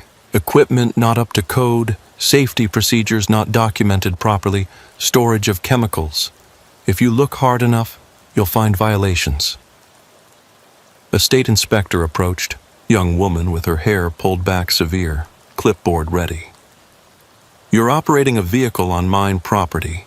I need to see permits, insurance, hazmat certification." Elijah handed over his documents, all in order. She examined them like she was looking for forgery. "This truck delivered equipment flagged in our investigation. Serial numbers match items reported stolen from a warehouse in Kentucky. I haul what I'm hired to haul. Bills of sale are with the customer." She made notes, took photos of his truck, his license plate, him. "You'll be contacted for a statement." After she left, Silas pulled Elijah aside. "That equipment wasn't stolen. We bought it at auction, but the paperwork got confused, numbers transcribed wrong. They're manufacturing violations." "Why now? After 2 years?" "The lease is up for renewal, and the land value has tripled. New interstate spur is going in 20 miles south. Suddenly this hollow is worth developing." Same old story. Different chapter, same story. Over the next week, the inspections intensified.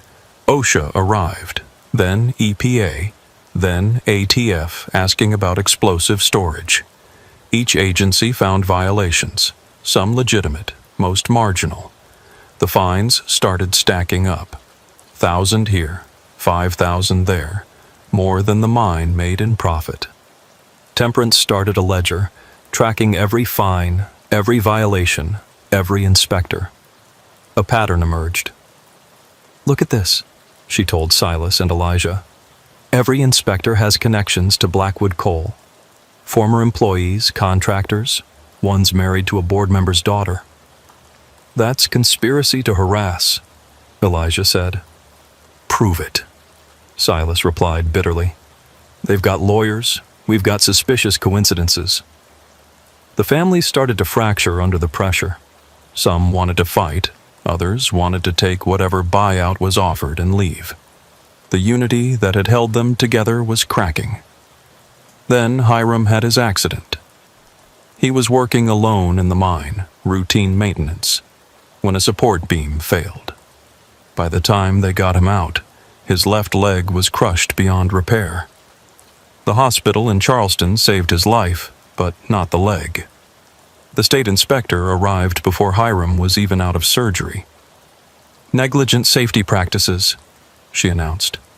"This mine is closed pending full investigation." "1 accident in 2 years," Silas protested. "Mines operating under Blackwood had dozens." "Those mines had proper insurance, safety protocols, documented training. You have none of that." She posted closure notices, had state troopers enforce them. The families could only watch as their livelihood was padlocked.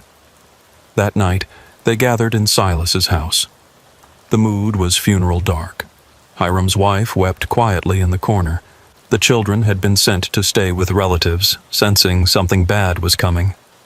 "We could fight it in court," someone suggested. "With what money?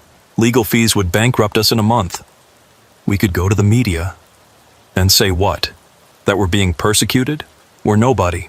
The company has PR firms, connections." Elijah sat quietly, thinking. Then he remembered something Johnson had said 2 years ago. "What about the documents? The ones proving the company's environmental crimes?" "In a safety deposit box in Charleston," Silas said. "But we agreed not to use them if the company honored the lease." "Have they honored it? Really? Setting up false inspections, manufacturing violations? Prove they're behind it." "We don't have to. Just the threat might be enough." Temperance looked up. "Mutually assured destruction. Something like that?" They argued through the night. Some wanted to release everything, consequences be damned. Others feared retaliation. Finally, they reached a decision. Elijah would carry a message. Not to Garrett, who'd moved beyond their reach, but to the company's regional office. A simple message. Back off, or the documents go public. He drove to the office building in Charleston, a glass tower that seemed to scrape the sky.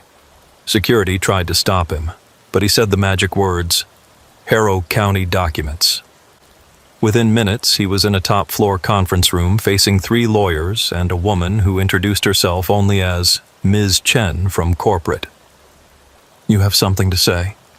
she asked. "The families in Harrow County have documents proving 23 wrongful deaths and massive environmental contamination. They've kept them sealed as agreed. But if this harassment continues, that changes." "What harassment?" "State inspections are routine. Inspections by people connected to your company aren't routine. They're targeted." "That's a serious accusation." "It's an observation. Here's another. The mine can be reopened with the right permits and insurance. That'll cost maybe $50,000. Cheaper than the millions you'll lose if those documents surface." Ms. Chen studied him with cold calculation. "You're nobody, a truck driver. Why should we listen to you?" "Because I'm nobody. I have nothing to lose. No corporate position, no reputation to protect. Just a truck and a willingness to drive those documents to every news outlet in the state. That would be blackmail. That would be journalism, whistleblowing, protected activity." She was quiet for a long moment. "What exactly are you proposing?" "The inspections stop. The mine reopens. The lease gets renewed for 5 years. The families get left alone. In exchange for? The documents stay sealed. The families keep working. Everyone pretends this conversation never happened. I'll need to consult with others. You have 48 hours, then we start making copies." Elijah left the building expecting to be arrested, detained, something. But nothing happened. He drove back to the hollow and reported the conversation. "Think they'll deal?" Silas asked. "Depends on how damaging they think those documents really are." They waited. 48 hours became 72. Then a week. No word from the company, but something else happened. The state inspections stopped. The violation notices were withdrawn. The mine reopening was approved pending administrative review. Then Garrett called, his personal number not corporate. "You've got balls," he said to Elijah. "Threatening the company like that wasn't a threat, was negotiation." "Same thing in corporate speak." He paused. "The mine will reopen. The lease will be renewed. 3 years, not 5. The families need to incorporate, get proper insurance, follow actual safety protocols." "And the harassment?" "What harassment? Just unfortunate bureaucratic oversight. These things happen." "And if they happen again?" "They won't. The company has decided that particular property isn't worth the trouble. Officially, it's a PR gesture, supporting traditional mining families. Good optics." "And unofficially?" "Unofficially, those documents are more damaging than you know. Names on them reach high, people who'd rather stay unreached." The mine reopened a month later.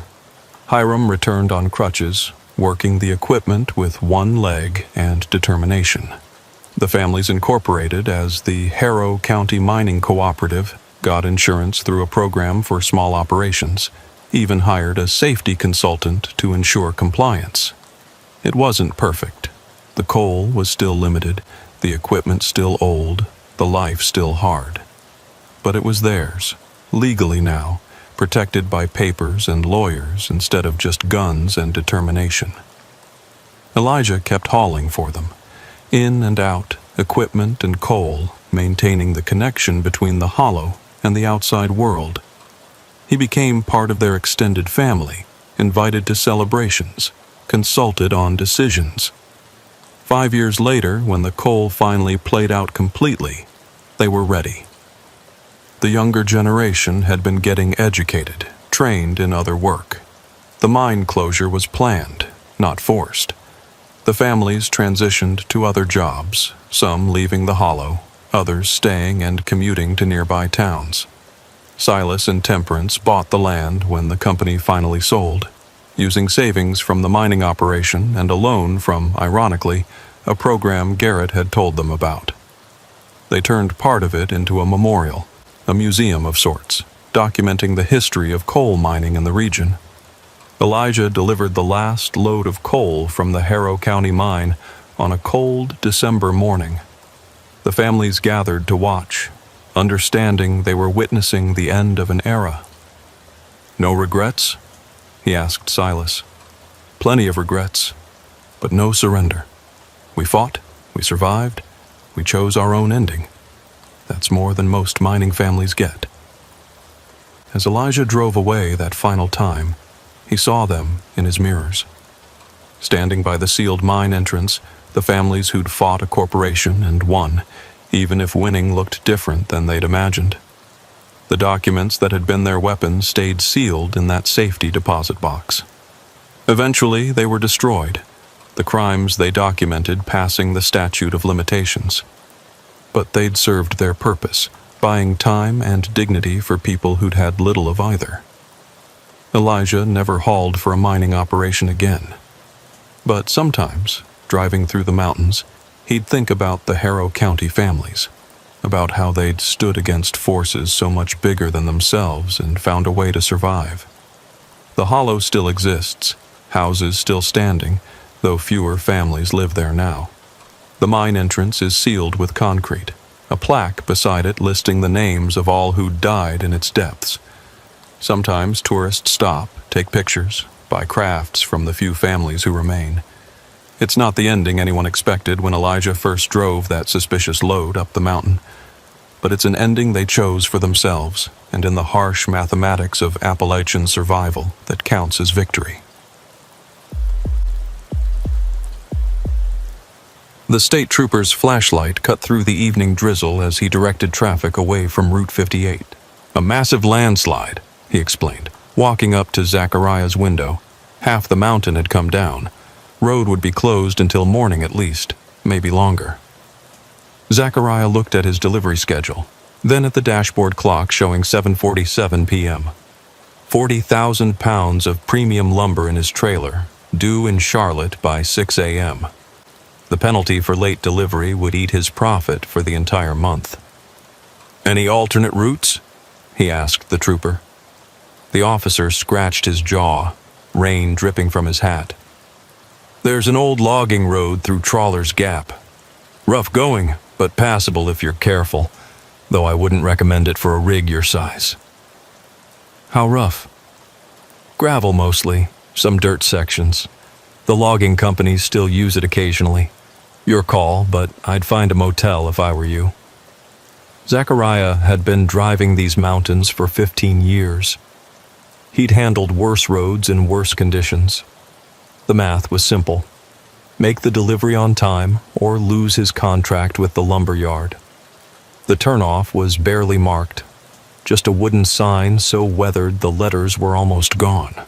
The pavement ended immediately, replaced by gravel that had seen better decades. His Peterbilt groaned as he downshifted, easing into the first curve. The trees pressed in close, branches scraping the sides of his trailer. In his headlights, he could see deep ruts carved by logging trucks, filled with muddy water from the rain. He kept it slow, maybe 15 miles per hour, feeling the trailer want to slide on the loose surface. 5 miles in, the road forked. No signs, no indication which way led through. The left fork showed more wear, deeper ruts, suggesting regular use. He took it, figuring active use meant it went somewhere. The grade steepened, his engine working harder. The rain was picking up, turning the dirt sections into mud. More than once, he felt the wheels slip, the 40,000 pounds of lumber pushing him toward the edge where the mountain dropped off into darkness. Then he saw lights ahead. Not vehicle lights, fires, torches or lanterns arranged across the road. As he got closer, he could make out figures standing between them. He stopped the truck 20 feet away, keeping the engine running. A man approached his window. Middle-aged, wearing work clothes that had seen hard use, carrying an axe loose in his hand. Not threatening exactly, but definitely present.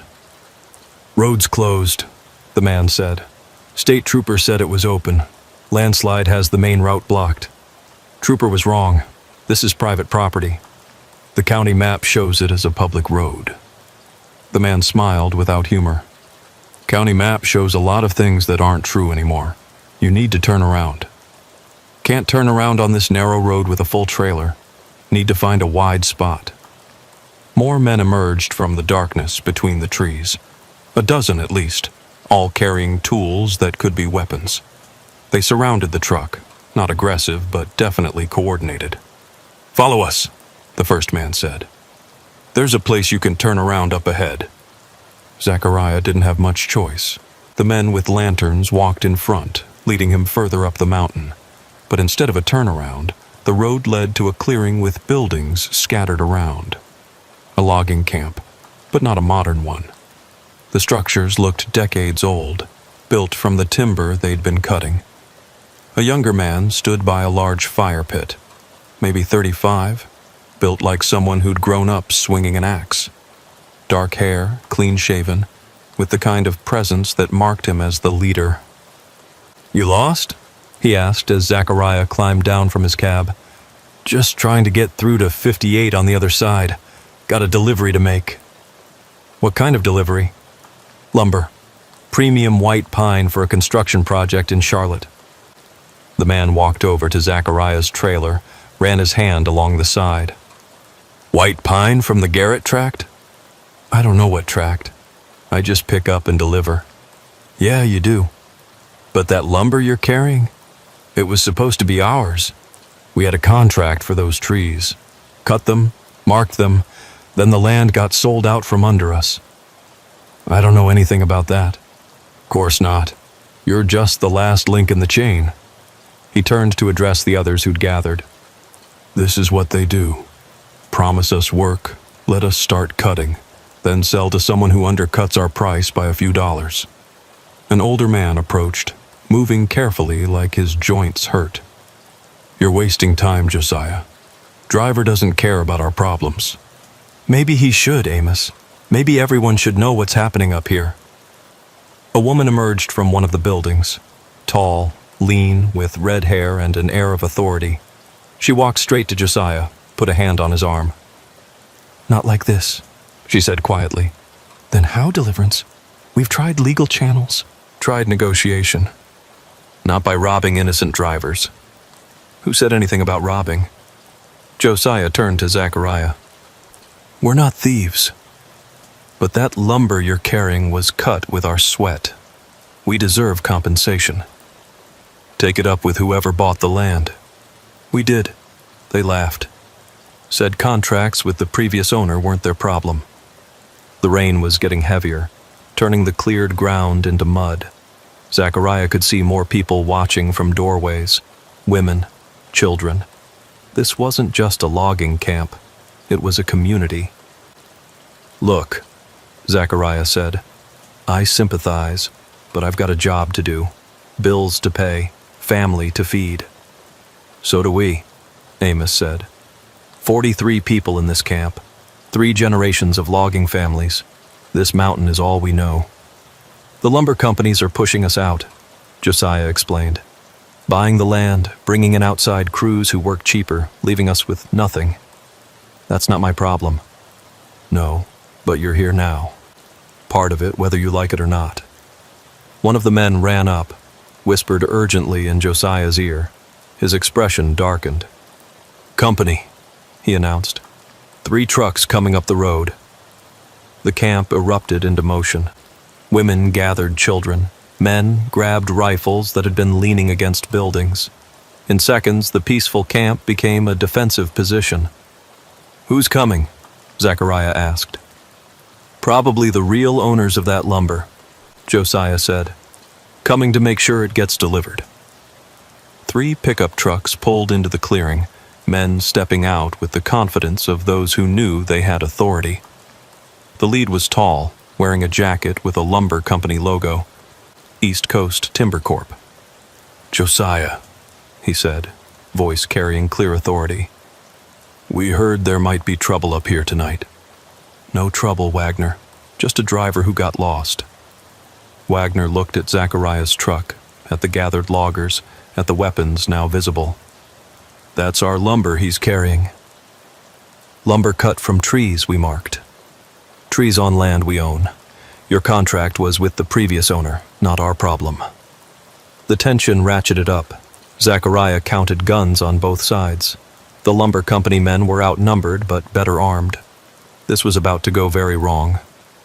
I don't want any trouble, Zachariah said loudly. I'm just trying to make a delivery. And you will, Wagner said.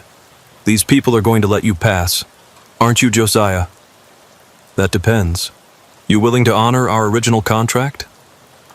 That contract's void. You know that. Then we've got a problem. Wagner pulled out a phone. 1 call and state police flood this mountain. You want that? Want your families seeing you hauled off? Your kids in foster care? You threatening our children? Deliverance stepped forward, and there was something dangerous in her stance. I'm explaining consequences. A child started crying in one of the buildings. The sound cut through the tension, reminding everyone what was really at stake. Let him through, Amos said quietly. This isn't the fight. Listen to the old man, Wagner said. Live to log another day. Josiah stood silent for a long moment, rain running down his face. Then he stepped aside. Road gets narrow about 3 miles up. Hug the mountainside, not the drop. That's it? One of the younger loggers protested. We just let them win? For tonight, Josiah said, not taking his eyes off Wagner. Wagner smiled. Smart choice. Driver, follow us. We'll make sure you get through safe. Zachariah climbed back into his cab, started the engine. As he pulled out, following Wagner's trucks, he saw the defeat in the loggers' faces. 3 generations of workers watching their livelihood drive away. The road did narrow where Josiah had said. Zachariah had to concentrate fully, keeping the heavy trailer from sliding toward the edge. Wagner's trucks stayed close, making sure he didn't stop or turn back. 3 hours later, he reached the other side of the mountain, connected with Route 58 beyond the landslide.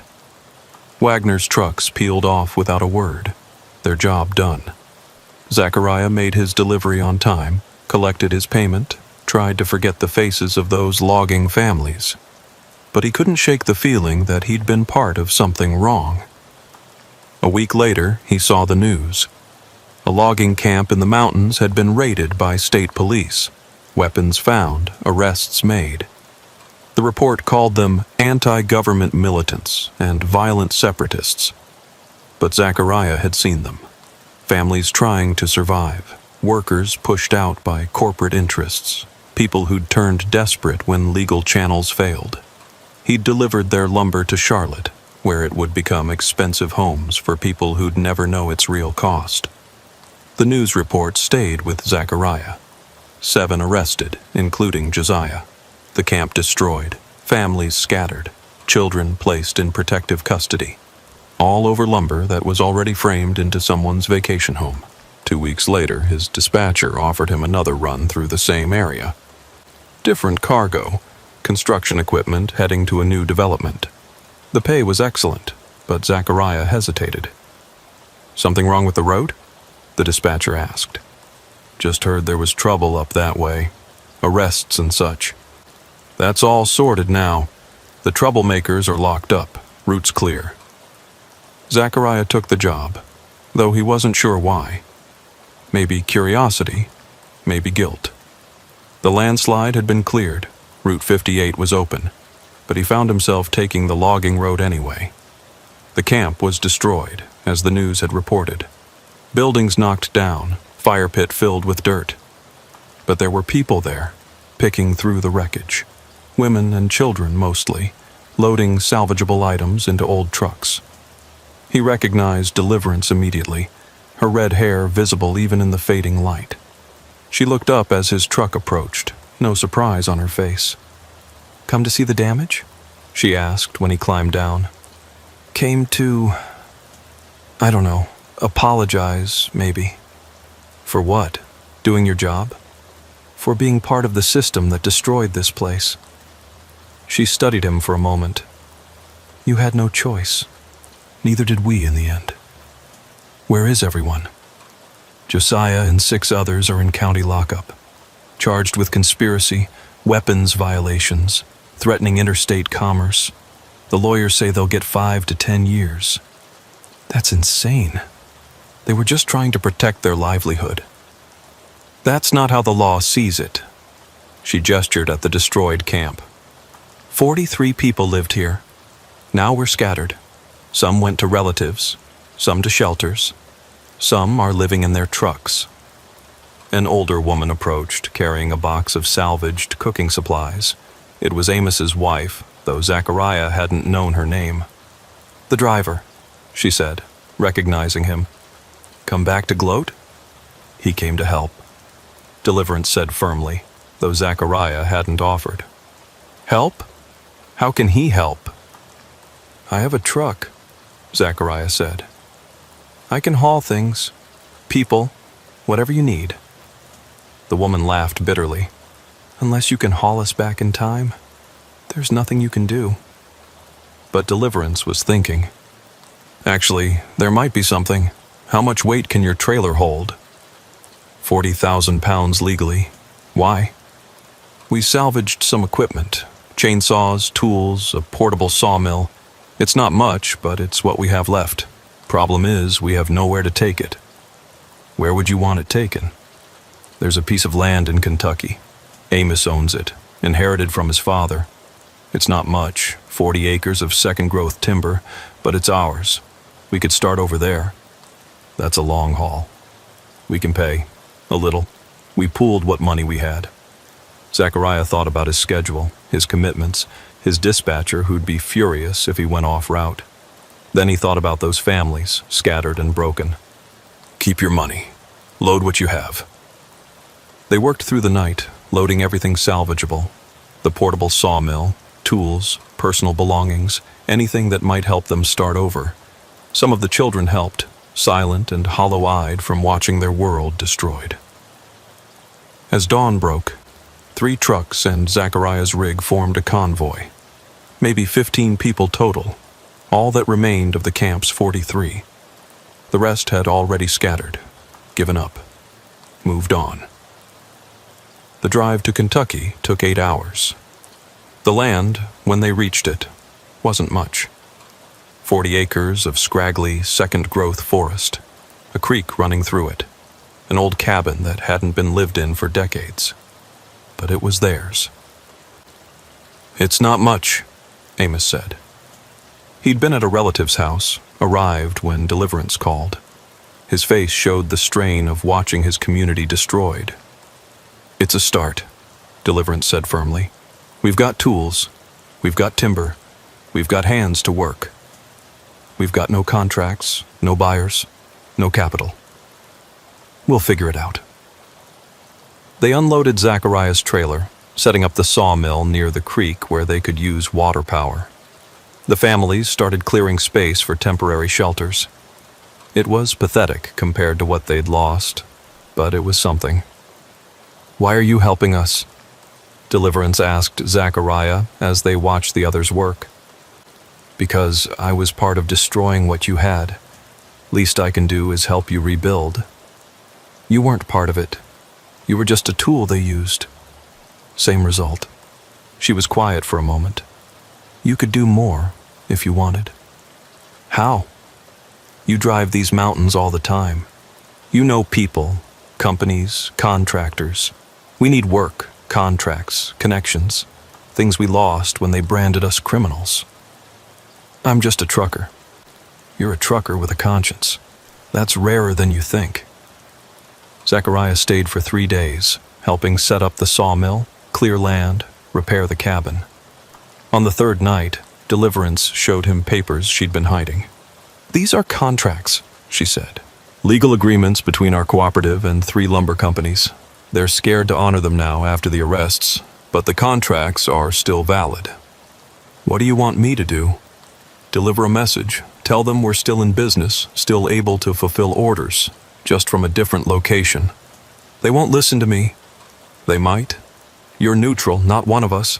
You can say you've seen our operation, that we're legitimate." "Are you?" She looked at him steadily. "We're as legitimate as any small logging operation, more honest than most. We replant what we cut. We don't clear cut. We respect the forest." "And if Josiah gets out?" He seemed pretty angry about the situation. "Josiah's looking at 7 years minimum. By the time he's out, either we'll have succeeded here or failed. Either way, the fight will be over." Zachariah took the contracts, spent the next week visiting the companies. 2 refused to even see him, but the 3rd, a small operation in Tennessee, heard him out. "You're vouching for these people?" the owner asked. "I'm saying they can do the work. They've got the equipment and the expertise. They've also got members in federal prison for protecting their camp, not for bad business practices." The owner considered. "Small order first. 50,000 board feet of poplar. They deliver on time, to spec. We'll consider more." It wasn't much, but it was a start. When Zachariah brought the news back to the Kentucky land, Deliverance actually smiled. "We can do that. Might take everything we've got, but we can do it." They did. Working 18-hour days, the remaining families cut, milled, and dried the lumber. Zachariah hauled it to Tennessee, the buyer was satisfied, and more orders followed. Within 6 months, they had a functioning operation. Nothing like what they'd had before, but enough to survive on. The children were in school, the families had basic housing, and there was hope. Then Wagner showed up.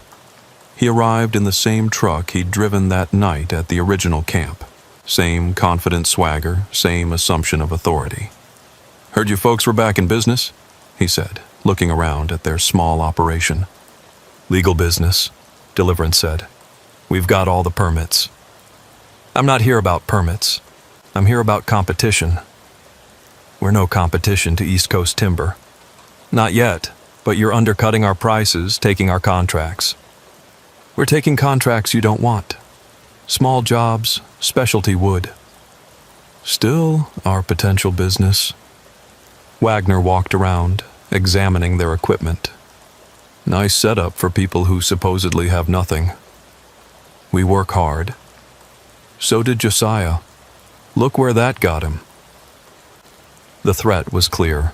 Zachariah stepped forward. They're operating legally. You've got no grounds to interfere. Wagner turned to him. The trucker should have known you'd be involved. You know interfering with interstate commerce is a federal crime. So is harassment and conspiracy to destroy competition. Prove it. Don't have to. Just have to make enough noise that authorities start looking at your operations. Bet they'd find interesting things. Wagner studied him, calculating. You're nobody. A truck driver. That's right. Nobody with nothing to lose and a lot of connections in the transportation industry. Every trucker in 3 states knows my name. Want them all talking about East Coast Timber's business practices? It was mostly bluff, but Wagner didn't know that. He looked around at the small operation, at the families working hard to rebuild their lives. This isn't over, he said finally. It is for today, Deliverance said firmly. Wagner left, but everyone knew he'd be back. Men like him always came back. We need protection, Amos said that night. Legal protection. Lawyers cost money we don't have, Deliverance pointed out. Then we need something else. Leverage. Zachariah had an idea. What if you weren't competing with East Coast? What if you were subcontracting? They'd never agree to that. They might if the alternative was worse, if their biggest clients started asking questions about their labor practices, their environmental record. We don't have those connections. No, but I do. Every major construction company in the region uses truckers like me. We talk, word spreads. It took 2 months of careful rumors, strategic conversations at truck stops, and a few well-placed suggestions to construction foremen. Soon, East Coast Timber was getting questions they didn't want to answer. Wagner came back, this time with lawyers and an offer. Subcontracting agreement, he said, dropping papers on the makeshift desk in the cabin. You work for us, exclusively. We set prices, you fill orders. That's slavery, not subcontracting, Deliverance said. It's survival. Take it or we'll bury you in legal challenges. Give us a week to consider. After Wagner left, they studied the contract. It was awful. Would basically make them employees without benefits. But buried in the legal language was something interesting. Look at this clause, Deliverance said, pointing to a section near the end. Exclusive subcontracting except for existing contracts. We don't have existing contracts, Amos pointed out. Not yet, but we have a week. They worked the phones for days, calling every small construction company, furniture maker, and lumber yard in 3 states. Most wouldn't even talk to them once they heard who they were. But a few listened, and 3 actually signed contracts, small ones, but legally binding. When Wagner returned, Deliverance had the contracts ready. We'll sign, she said, but with modifications. These existing contracts are exempt. Wagner examined the contracts, his face reddening. These are dated this week. You're trying to circumvent the agreement. We're protecting our existing business relationships. Your contract doesn't forbid that. It will once our lawyers revise it. Then we won't sign. And you'll explain to your clients why a small family operation is worth destroying your reputation over. Wagner wanted to argue, but his lawyers pulled him aside. After a heated, whispered conversation, he returned. Fine. Those 3 contracts are exempt, but nothing else. Every other piece of wood you cut goes through us. It was a terrible deal, but it kept them alive. They signed. For 6 months, it worked. The families fulfilled East Coast's orders, taking whatever price was offered, grateful just to be working. The 3 independent contracts barely kept them afloat, but they were something. Then Zachariah got a call from the Tennessee buyer. East Coast is pressuring me to cancel your contract. They're threatening to cut off my supply if I keep buying from you. That's illegal. Restraint of trade. Prove it. Meanwhile, I lose my business. One by one, the independent contracts were canceled. Not officially because of East Coast's pressure, but everyone knew the truth. We're trapped, Amos said at what passed for a meeting in the repaired cabin. They own us now. Not yet, Deliverance said, though her voice lacked its usual confidence. That's when the letter arrived. A lawyer from Washington, D.C., representing a nonprofit focused on rural workers' rights. They'd heard about the situation, wanted to help. Probably a scam, Amos said. Or a trap, someone else suggested. But Zachariah recognized the lawyer's name. She's real. Took on coal companies in West Virginia. Won. The lawyer, Patricia Chen, arrived 2 days later. Young, Asian American, wearing jeans and boots instead of a suit. She looked around the operation with sharp eyes, taking notes. You're being subjected to monopsony control, she said after reviewing all the documents. One buyer controlling all your sales. It's legally questionable. Can you prove it? Maybe. But lawsuits take years. You need immediate help. We need a miracle. Or media attention. Your story, told right, could generate public pressure. We tried that before. They painted us as militants. That was before. Now you're struggling families trying to rebuild. Different narrative. Patricia brought in a journalist, someone she trusted. He spent a week with them, documenting their story. The article, when it came out, went viral. The forgotten families of Appalachian logging spread across social media, generating outrage about corporate exploitation. East Coast's response was swift. Wagner arrived with a termination notice. Breach of contract. Speaking to media without permission. Show me where the contract forbids media contact, Patricia challenged. Implied confidentiality. Implied doesn't hold up in court. We'll see about that. The legal battle that followed was brutal. East Coast had resources, lawyers, connections, but Patricia had something else. Public opinion and a network of nonprofit support. The breakthrough came from an unexpected source. One of East Coast's own employees, disgusted by what he'd seen, leaked internal documents to Patricia.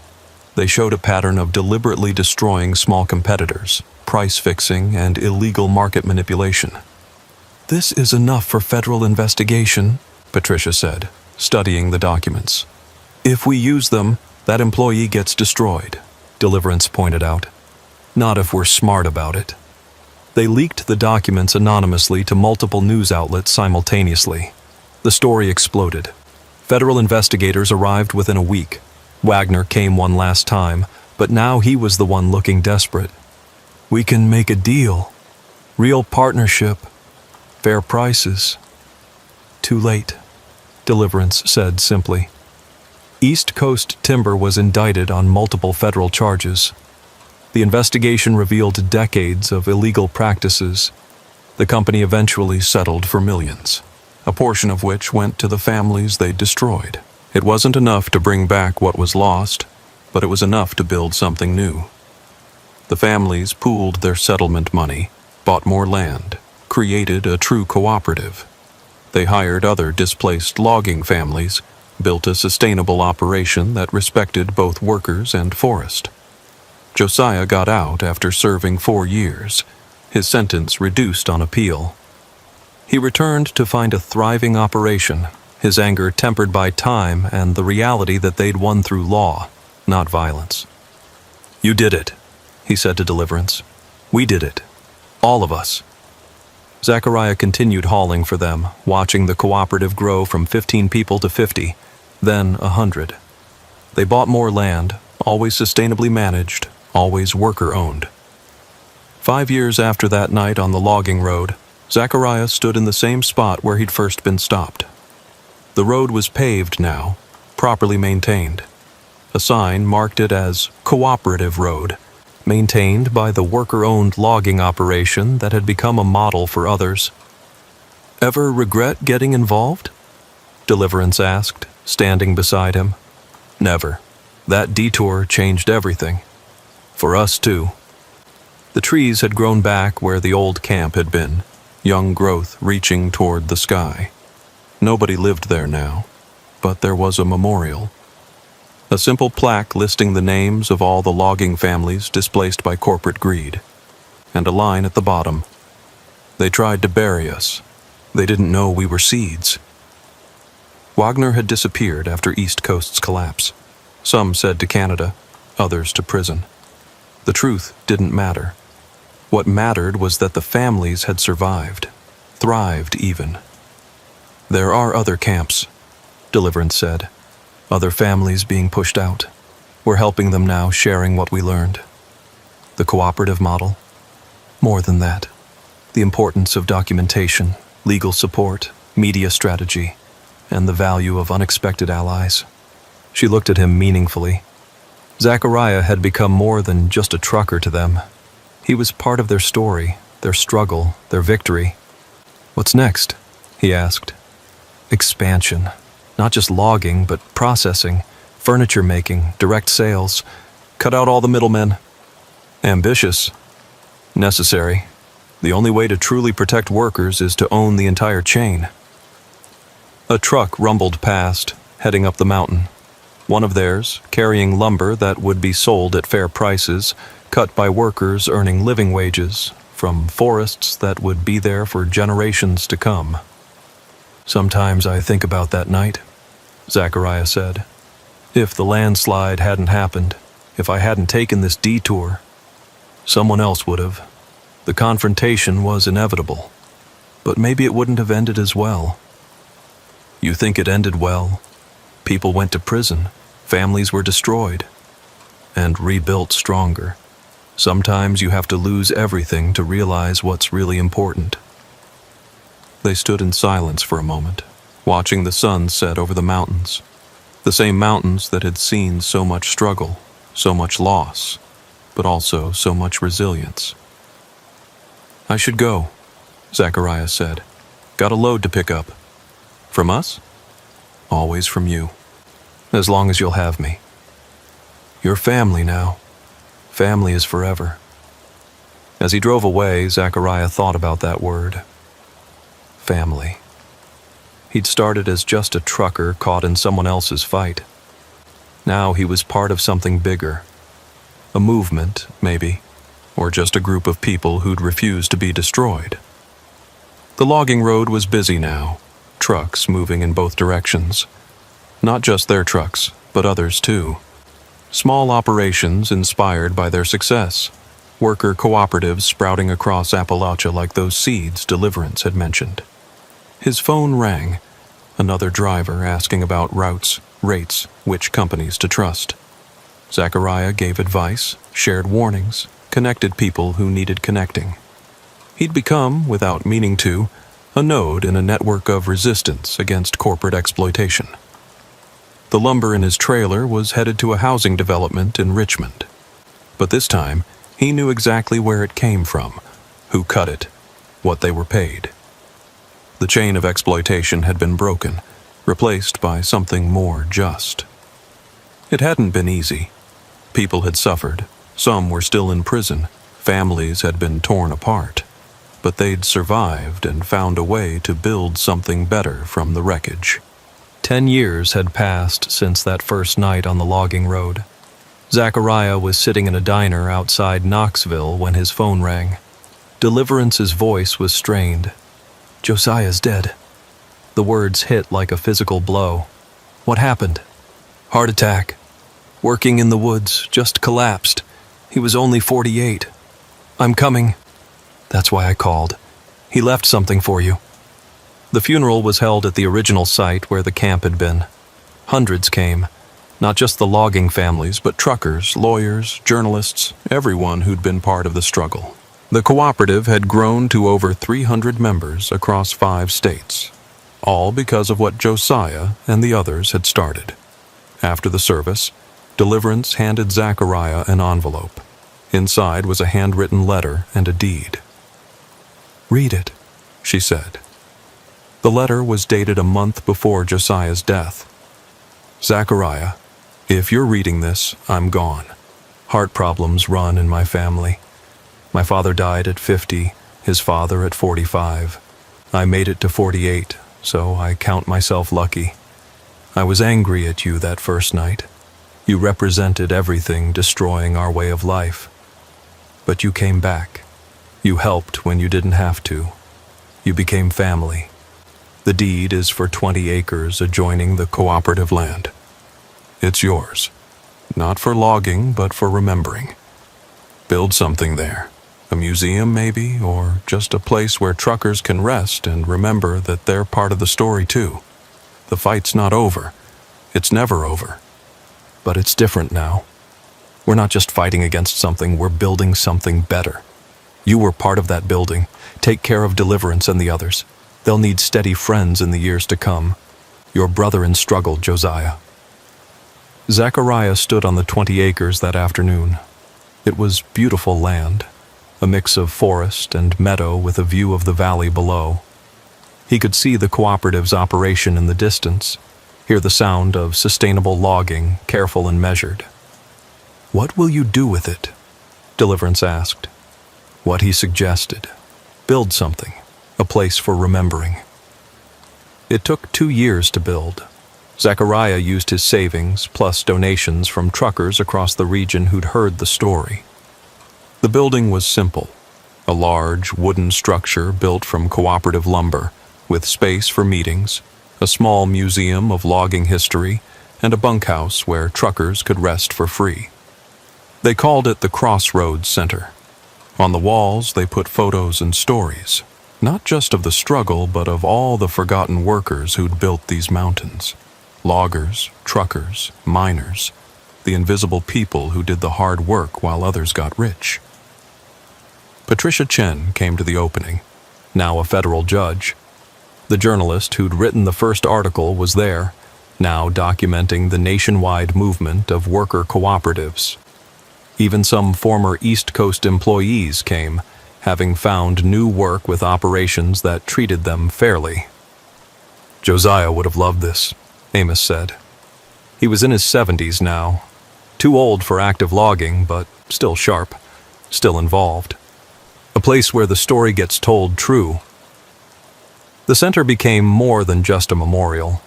It hosted meetings where workers organized, classes where people learned cooperative management, gatherings where strategies were shared. It became the heart of a movement that spread far beyond logging. Zachariah semi-retired, keeping only a few regular runs, spending more time at the center. He became the unofficial historian, collecting stories from truckers and loggers, documenting the struggles and victories. One evening, a young trucker stopped by, maybe 25, nervous, carrying a burden he couldn't quite articulate. "I've been hauling for a company," he said. "Moving stuff I know is wrong, equipment to clear-cut old growth, chemicals that poison streams. But I need the money. Got a sick kid." Zachariah recognized himself 20 years younger. "What's your name?" "Marcus." "Sit down, Marcus. Let me tell you a story about a detour I took once." He told the whole story. The camp, the families, the struggle, the victory that came from ordinary people refusing to accept defeat. Marcus listened, his face changing from despair to something like hope. "So what do I do?" "You decide what you can live with, but know this. There are alternatives. The cooperative's always looking for reliable truckers. Pay might be less at first, but you'll sleep better." Marcus left with contact information and something more valuable, the knowledge that he wasn't alone, that others had faced the same choices and found a way through. More truckers came, some looking for work, others for absolution, many just for connection. The center became a way station for the conscience of an industry. 5 years after the center opened, a developer approached about buying the land. The offer was enormous, enough to set up Zachariah for life. "Not for sale," he said without hesitation. "Everything's for sale at the right price." "No, some things are beyond price. This land, these stories, this movement, they're not commodities." The developer left frustrated. But Zachariah knew he'd be back, or others like him. The pressure never stopped, just changed form. That night, there was a meeting at the center. Representatives from cooperatives across Appalachia planning a response to new legislation that threatened their existence. Deliverance ran the meeting with the same fierce efficiency she'd shown from the beginning. "They're trying to classify cooperatives as cartels," she explained. "Make our profit sharing illegal, force us back into traditional corporate structures." "How do we fight it?" someone asked. "Same way we always have. Organization, documentation, public pressure, and refusing to back down." They strategized late into the night. Legal challenges, media campaigns, political lobbying. The tools had become more sophisticated, but the struggle remained the same. Workers fighting for dignity against systems designed to exploit them. Zachariah listened, occasionally offering insights from his decades on the road. He'd become an elder statesman of sorts. His story part of the movement's mythology. As the meeting ended and people dispersed to their vehicles, Deliverance lingered. "Josiah would be proud," she said, "what we've built here. He'd probably be planning the next fight." "That too," she smiled sadly. "I miss his anger sometimes. It was cleaner than this constant negotiation. But less effective. Maybe. Or maybe we've just gotten too comfortable with compromise." A young woman approached, one of the new cooperative members. "Ms. Deliverance, we've got a problem. There's a new logging operation starting up, undercutting our prices by half. Word is they're using undocumented workers, paying them nothing." Deliverance's eyes sharpened. "Where?" "About 50 miles north, just across the Tennessee line." "Get me details, everything you can find." After the young woman left, Deliverance turned to Zachariah. "See, the fight never ends. They find new ways to exploit. We find new ways to resist." "What will you do?" "Document everything. Contact immigration advocates, not to target the workers, but to protect them. Expose the operation's owners. Same playbook, new chapter." Zachariah thought about the cycles of exploitation and resistance he'd witnessed. Every victory temporary, every defeat potentially transformative. "I'm getting too old for this," he said. "No, you're getting experienced. That's different. We need your memory, your connections, your credibility." "For how long?" "As long as it takes, maybe forever." That night, alone in the center, Zachariah walked through the museum section. Photos of the original camp, the raid, the rebuilding, documents from the legal battles, tools donated by retired loggers. Each artifact a piece of a larger story about work, dignity, and the price of both. He stopped at a photo of Josiah, taken just months before his death. Still strong-looking, but with eyes that had seen too much. The caption read, "Josiah Crenshaw, 1975-2023. He fought for the living and the yet-to-be-born." Next to it was a photo Zachariah hadn't seen before, himself, that first night, standing by his truck looking confused and slightly afraid. Someone, probably Deliverance, had captioned it. "Zachariah Thompson. He took a detour and found his destination." His phone rang. Another trucker, another moral crisis, another request for guidance. He answered, settling into his role as keeper of stories, connector of struggles, witness to the ongoing fight for dignity in labor. Outside, trucks rumbled past on the now well-maintained road, some carrying cooperative lumber to fair markets, others carrying who knows what to who knows where. Each driver making choices about what they could live with, what they would accept, what they would resist. The landslide that had forced Zachariah's detour 20 years ago had been cleared in days. But the real obstacles, poverty, exploitation, the crushing weight of corporate power, remained. They just took different forms, required different detours. In the distance, dawn was breaking over the mountains. The same mountains that had seen indigenous peoples, settlers, coal miners, loggers, all struggling to survive against forces that valued resources over people. The cooperative sawmill started up, its sound carrying across the valley. Workers beginning another day of labor they controlled, profits they shared, dignity they'd fought to achieve and fought still to maintain. Zachariah made coffee, strong and bitter, and prepared for another day of bearing witness, carrying stories, maintaining connections. The detour he'd taken had become his main route, and he couldn't imagine driving any other road. The young trucker, Marcus, had called the night before. He'd quit the job hauling for clear cutters, started driving for the cooperative. The pay was less, but he said he could look his kid in the eye now. "That's worth more than money," he'd said. "Yes," Zachariah had agreed. "That's the whole point." The sun climbed higher, burning off the morning mist. The road stretched ahead, as it always did, full of possibilities and dangers, detours and destinations. And somewhere on that road, another driver was facing a choice, taking a turn that would change everything, becoming part of a story that had no end, only chapters. The fight continued. The resistance endured. The road went on.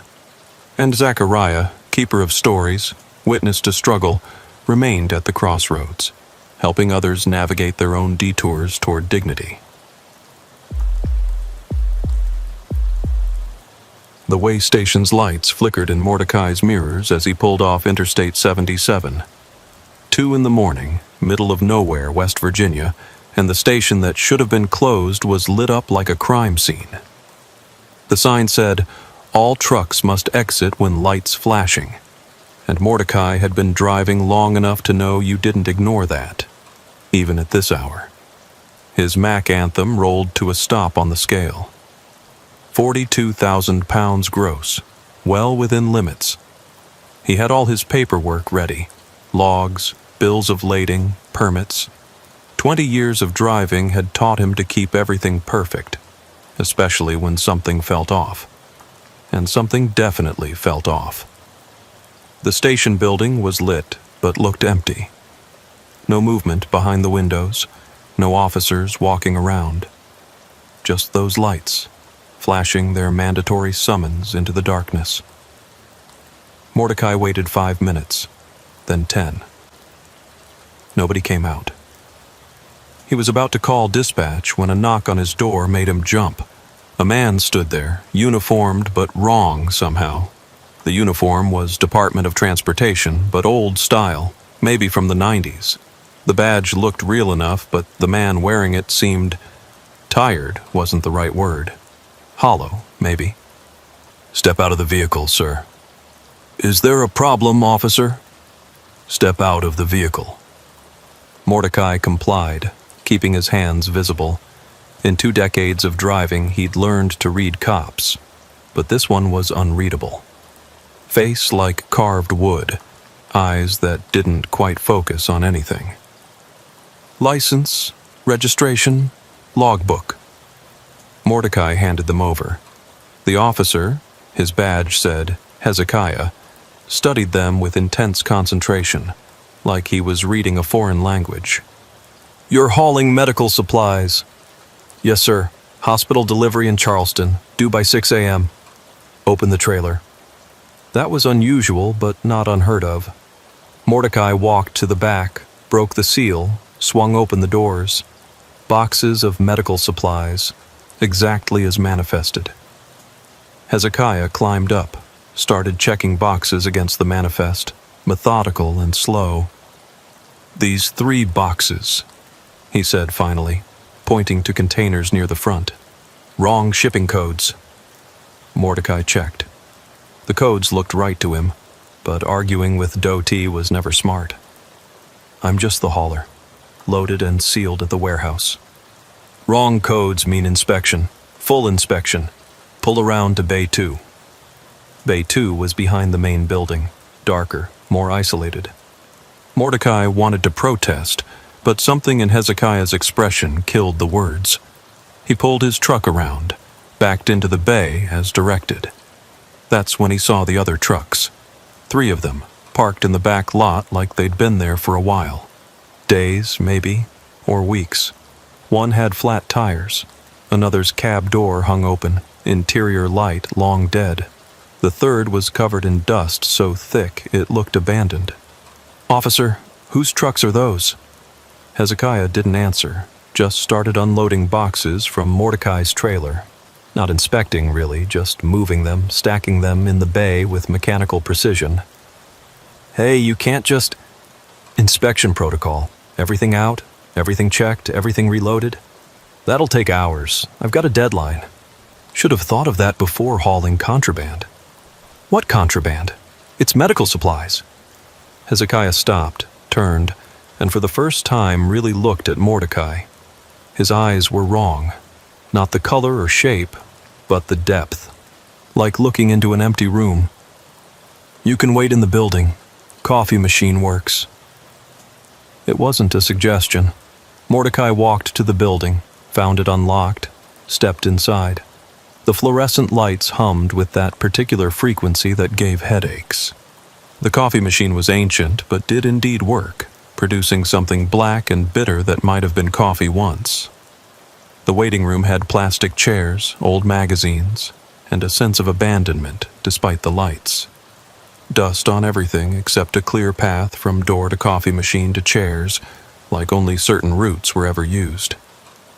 On the wall, a bulletin board held notices, all dated from different years.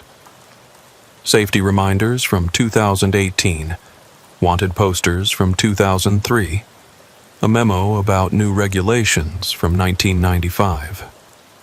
Like someone had been adding to it without ever removing anything, creating a timeline of bureaucracy.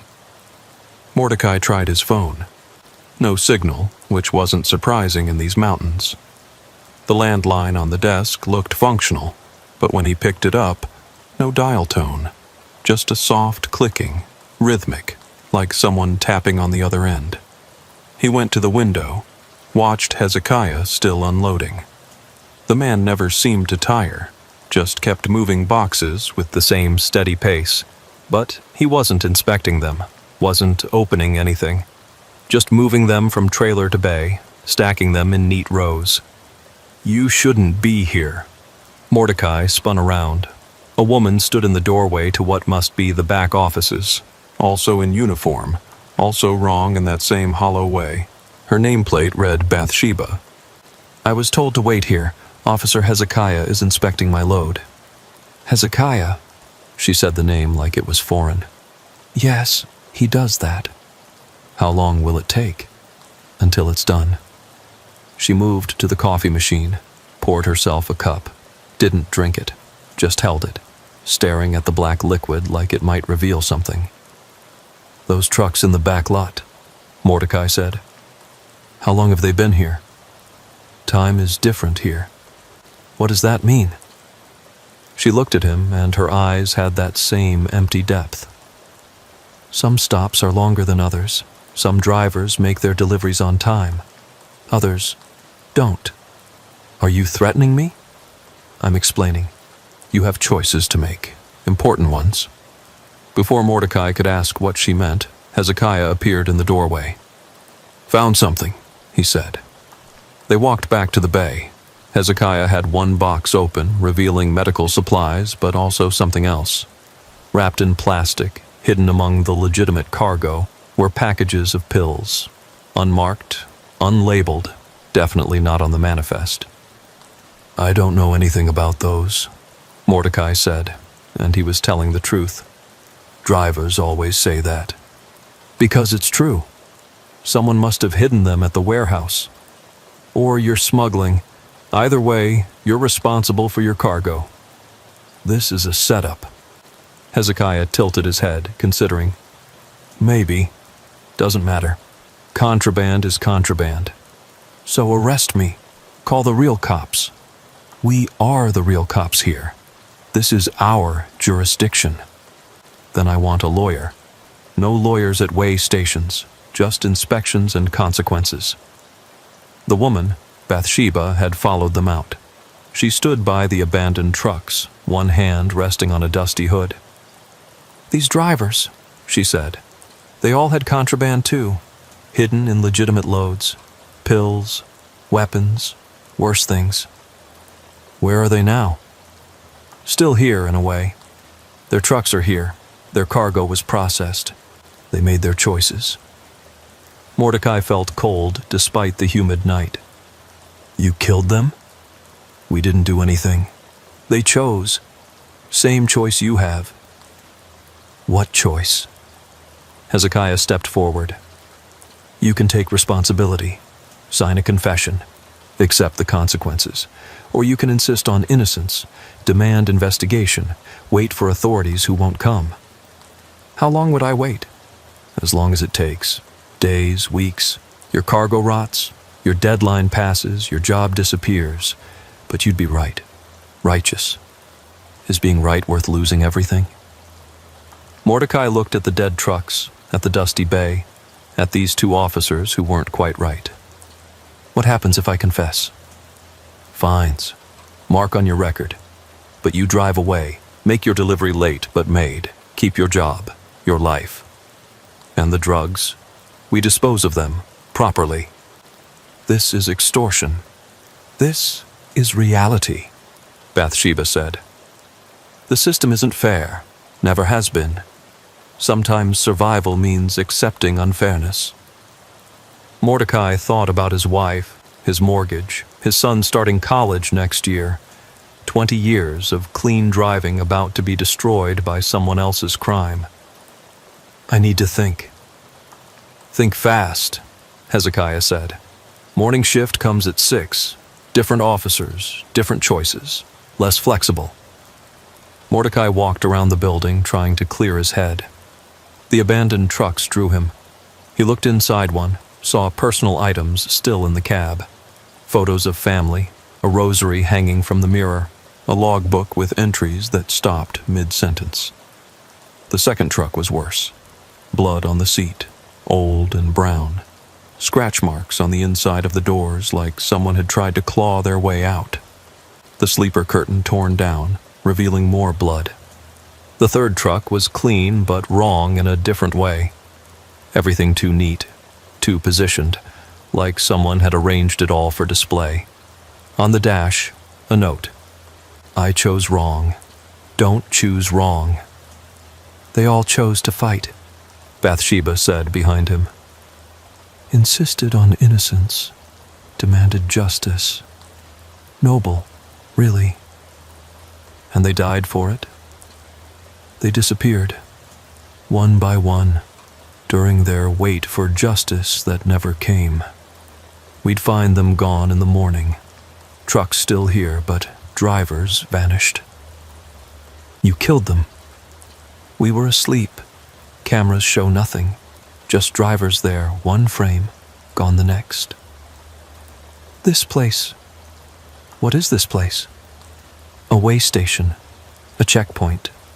A place where decisions get made." She moved closer, and Mordecai could smell something wrong on her, like formaldehyde and old flowers. "Every road has places like this. Spots where the rules are different, where the system shows its true face." "You're insane. We're practical. Those drugs in your truck? Someone put them there. Maybe dispatch, maybe the warehouse, maybe someone who needed them moved and knew you'd never check. Doesn't matter. They're your responsibility now. That's not justice. Justice is a luxury for people who can afford lawyers. You're a trucker with a mortgage." Hezekiah returned to the bay, continuing his mechanical unloading. Mordecai watched him work, trying to understand what was happening. These weren't normal DOT officers. The place wasn't a normal way station, but the drugs were real, the threat to his career was real. "I want to see your identification," Mordecai said to Bathsheba. "Badge number, supervisor's contact." She pulled out her badge, handed it over. It looked authentic, had weight and wear, but the photo was strange. It was her, but younger, or older, or both somehow. The issue date kept changing when he looked at it. 1987, 2001, 2019, never settling on 1 year. This isn't real. Real as anything else here. Real as those drugs in your truck. I'm leaving. Right now. With your trailer half unloaded? With uninspected contraband? You'll be stopped before you hit the interstate. Real cops then. Real charges. We're offering you a way out. By confessing to something I didn't do. By accepting reality. Someone used you. Made you a mule without your knowledge. It happens every day. Drivers caught with hidden cargo. Lives destroyed. We're giving you a choice most don't get. A sound from outside made them both turn. Another truck was pulling into the station, a freightliner with Nevada plates. The driver looked confused, probably wondering, same as Mordecai, why the station was open. "Wait here," Bathsheba said, and walked out to meet the new arrival. Mordecai watched through the window. The driver, a young guy, maybe 25, was showing his paperwork. Bathsheba examined it, shook her head, pointed to the exit. The driver seemed to argue, but she remained firm. Finally, he got back in his truck and left. She returned, brushing dust off her uniform.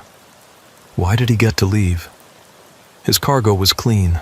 No hidden surprises, no choices to make. You checked that fast? We know. Same way we knew about yours before we opened it. Then this whole thing is theater. No, this is process. You were chosen to carry those drugs. Someone in your company, at the warehouse, somewhere in the chain.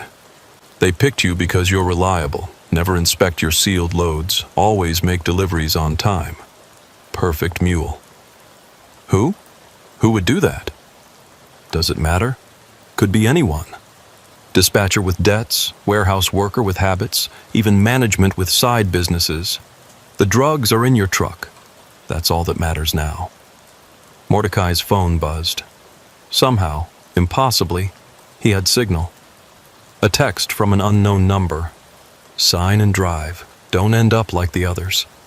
Who sent this? Bathsheba shrugged. Someone who wants you to survive this.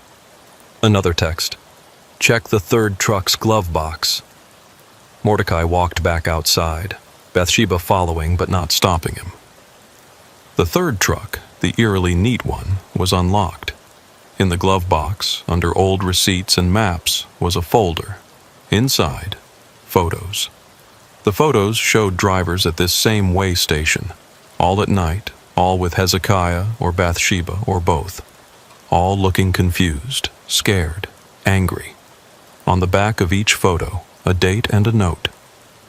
Michael Torres, refused confession, missing 3 days later. Sarah Kim, demanded investigation, found dead, ruled suicide. James Wright, fought back, never found. Photo after photo, dozens of them, spanning years. All drivers who'd chosen to fight, all gone. We didn't take those photos, Bathsheba said. Someone else did. Someone watching. Someone who wants drivers to understand the choice. This is evidence of murder. This is evidence that bad things happen to drivers who don't cooperate, whether we cause them or just predict them. She shrugged. You're threatening me. We're showing you patterns. You can be another photo in that folder. Or you can sign a confession, pay a fine, and drive away with a story no one will believe. Mordecai looked at the photos again. One caught his eye, dated just last month. The driver looked familiar. He'd met him at a truck stop in Ohio, had coffee, talked about families. Good man, religious, always talking about fighting injustice. Dave Paulson, I knew him. Then you know he disappeared. Truck found abandoned in Kentucky. No trace of him. You killed him. He killed himself by refusing to accept reality. The drugs were planted, yes, but they were in his truck. The system doesn't care about fairness, only facts. Hezekiah appeared, wiping his hands on a rag. Finished unloading, found more contraband, weapons this time, pistols hidden in medical supply boxes. That's impossible. Those boxes were sealed at the warehouse. Seals can be faked, or maybe the warehouse is in on it. Doesn't matter. Weapons are in your truck. Mordecai felt the walls closing in. Drugs were bad enough, but weapons trafficking was federal time. What do you want from me? Confession, Hezekiah said. Admit you knew about the drugs. Not the weapons. Those will disappear. Just the drugs. Misdemeanor possession, intent to distribute. You'll lose your CDL for a year, pay fines, maybe probation. My career would be over. Your career versus your life, Bathsheba said. That's the real choice. If I sign, if I confess, you let me go? You drive away tonight. Make your delivery late, but alive. And if I don't? Hezekiah gestured to the abandoned trucks. You wait for justice. Long wait. Things happen to people who wait too long here. Mordecai thought about calling 911, but his phone was dead again. The landline still had no dial tone. He was trapped in this pocket of wrong, this place where rules bent and justice was a threat. I need air, he said. Outside, the night was humid and still. No traffic on the interstate, like the world had paused. The mountains pressed in on all sides, black shapes against a starless sky. The way station felt like the only lit spot in an ocean of darkness. He walked to his truck, climbed into the cab, tried the radio. Static on all channels except one, where a voice was repeating, Sign and survive. Fight and disappear. Sign and survive. His personal phone, the one he kept hidden for family only, rang. His wife's number. Honey? Her voice was distant, distorted. Marcy? Can you hear me? Mordecai. There are men here. They say you're in trouble. They say if you don't cooperate, they'll... God, Mordecai, what's happening? Where are you? Are you safe? I'm at home. But these men, they know things. About your route, your cargo. They say you have 1 hour to make the right choice. Call the police. They are the police. Or they say they are. Mordecai, please, just do whatever they want. The line went dead. He tried calling back, but got nothing. His hands were shaking as he climbed down from the cab. Bathsheba was waiting. Your family is fine, for now. But people who cause problems for the system, their families sometimes have problems too.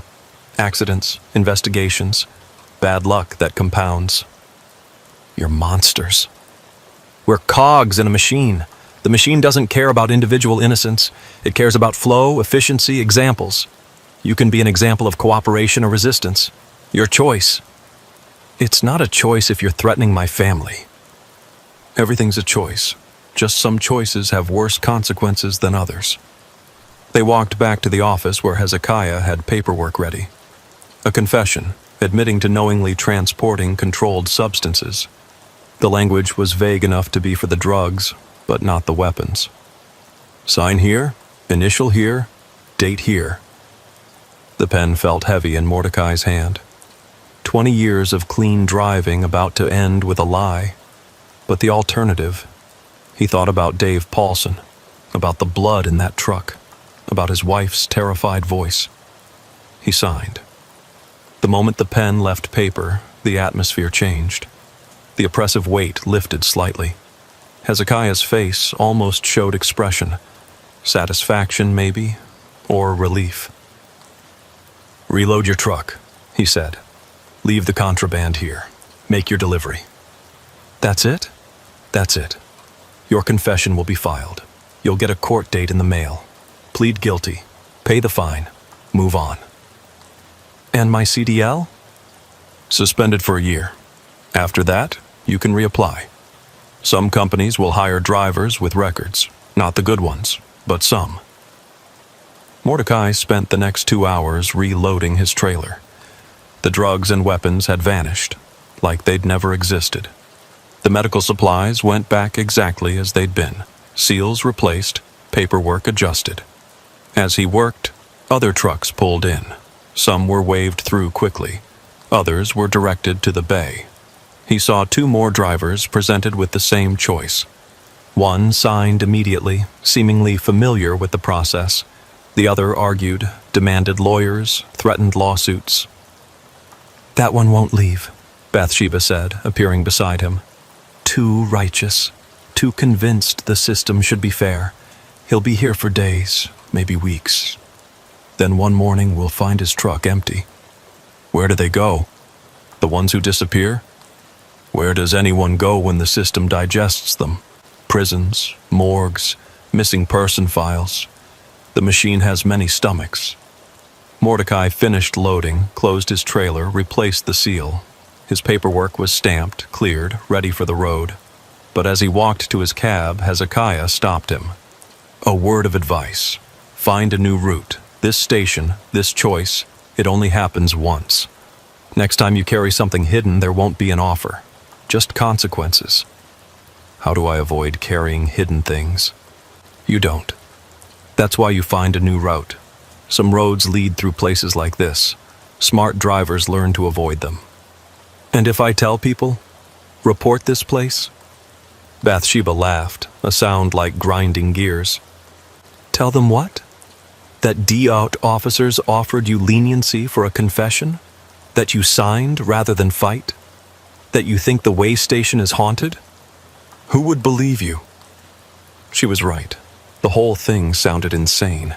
Even with photos, even with evidence, it would seem like the ravings of a driver who got caught smuggling and wanted someone else to blame. Mordecai drove away from the way station at 4:47 a.m. In his mirrors, the lights still flashed, still summoned, but not for him. He was free, or as free as someone could be who'd just signed away 20 years of clean driving. The interstate was empty, dark, normal, like crossing from a nightmare back into regular sleep. His hands still shook on the wheel. He pulled over at the first rest stop, sat in his cab, and called his wife. "Marcy, are you okay? Mordecai, where have you been? I've been calling for hours." "You called me. Said there were men at the house." "What?" "No, I've been asleep. Just woke up when the phone rang." He wanted to tell her everything, but the words wouldn't come. How did you explain that place, those people, that choice? "Bad night. I'll be home tomorrow." "You sound terrible." "I am terrible, but I'm alive." He made his delivery in Charleston 2 hours late. The hospital dock worker complained but accepted the shipment. All the medical supplies were there, properly sealed, no sign of tampering, like the drugs and weapons had never existed. On the drive home, he stopped at a truck stop and searched online for information about the way station. He found it on maps, but the details were wrong. Listed as permanently closed, had been for 5 years according to the DOT website. No officers named Hezekiah or Bathsheba in the employee database. But he found other things. Forum posts from drivers, quickly deleted but cached in search engines. Stories about a way station that shouldn't be open but was. About choices offered in the middle of the night. About drivers who refused and vanished. One post from 3 years ago caught his attention. "They're not DOT, don't know what they are, but they know things. Know what's hidden in your truck before they look. Know about your family, your debts, your secrets. They offer you a deal that destroys your career but saves your life. Take it. Whatever else you do, take it. The ones who don't become statistics." The username was dpaulson44. Dave Paulson. Mordecai messaged the account, not expecting a response, but within minutes a reply. "You were there. You met them." "Dave? You're alive?" "In a way. Different name now. Different life.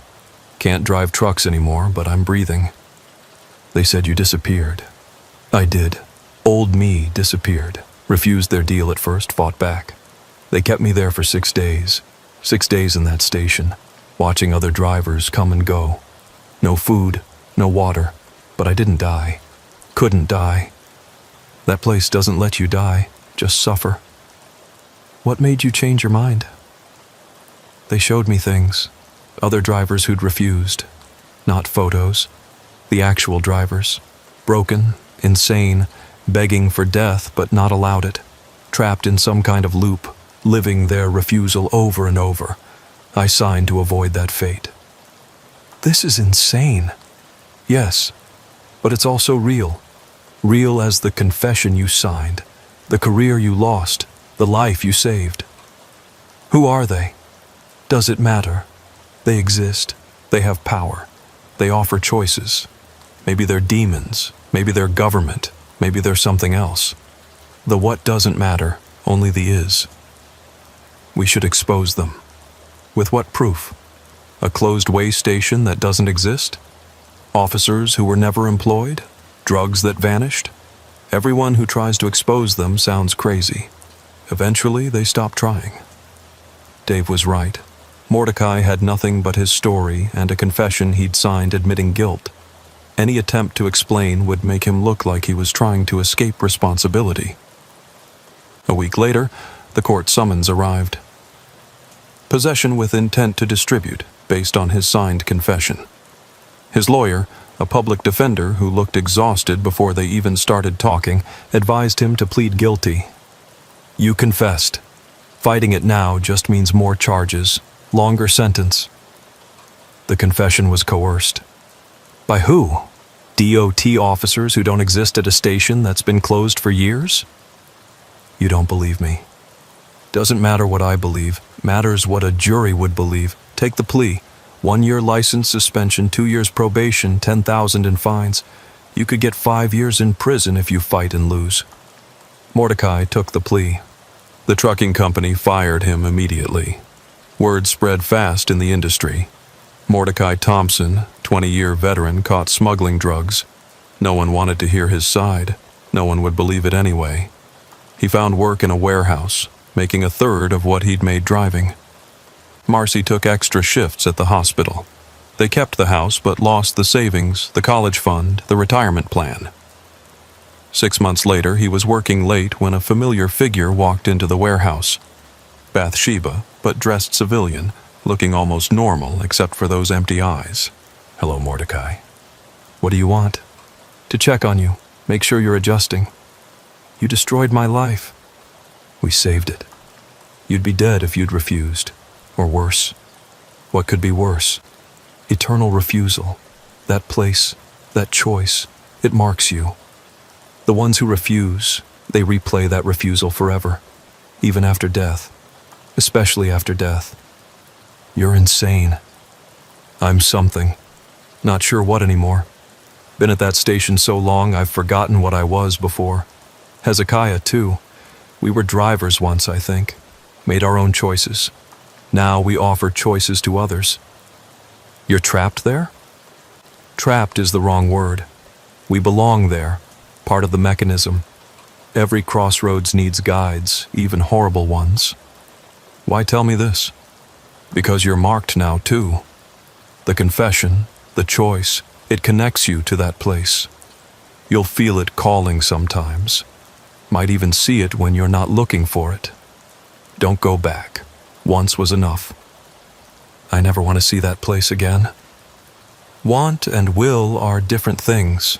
The station calls its own, especially the ones who know the truth. She left without another word. Mordecai tried to follow, but she vanished into the warehouse shadows like she'd never been there. A year passed.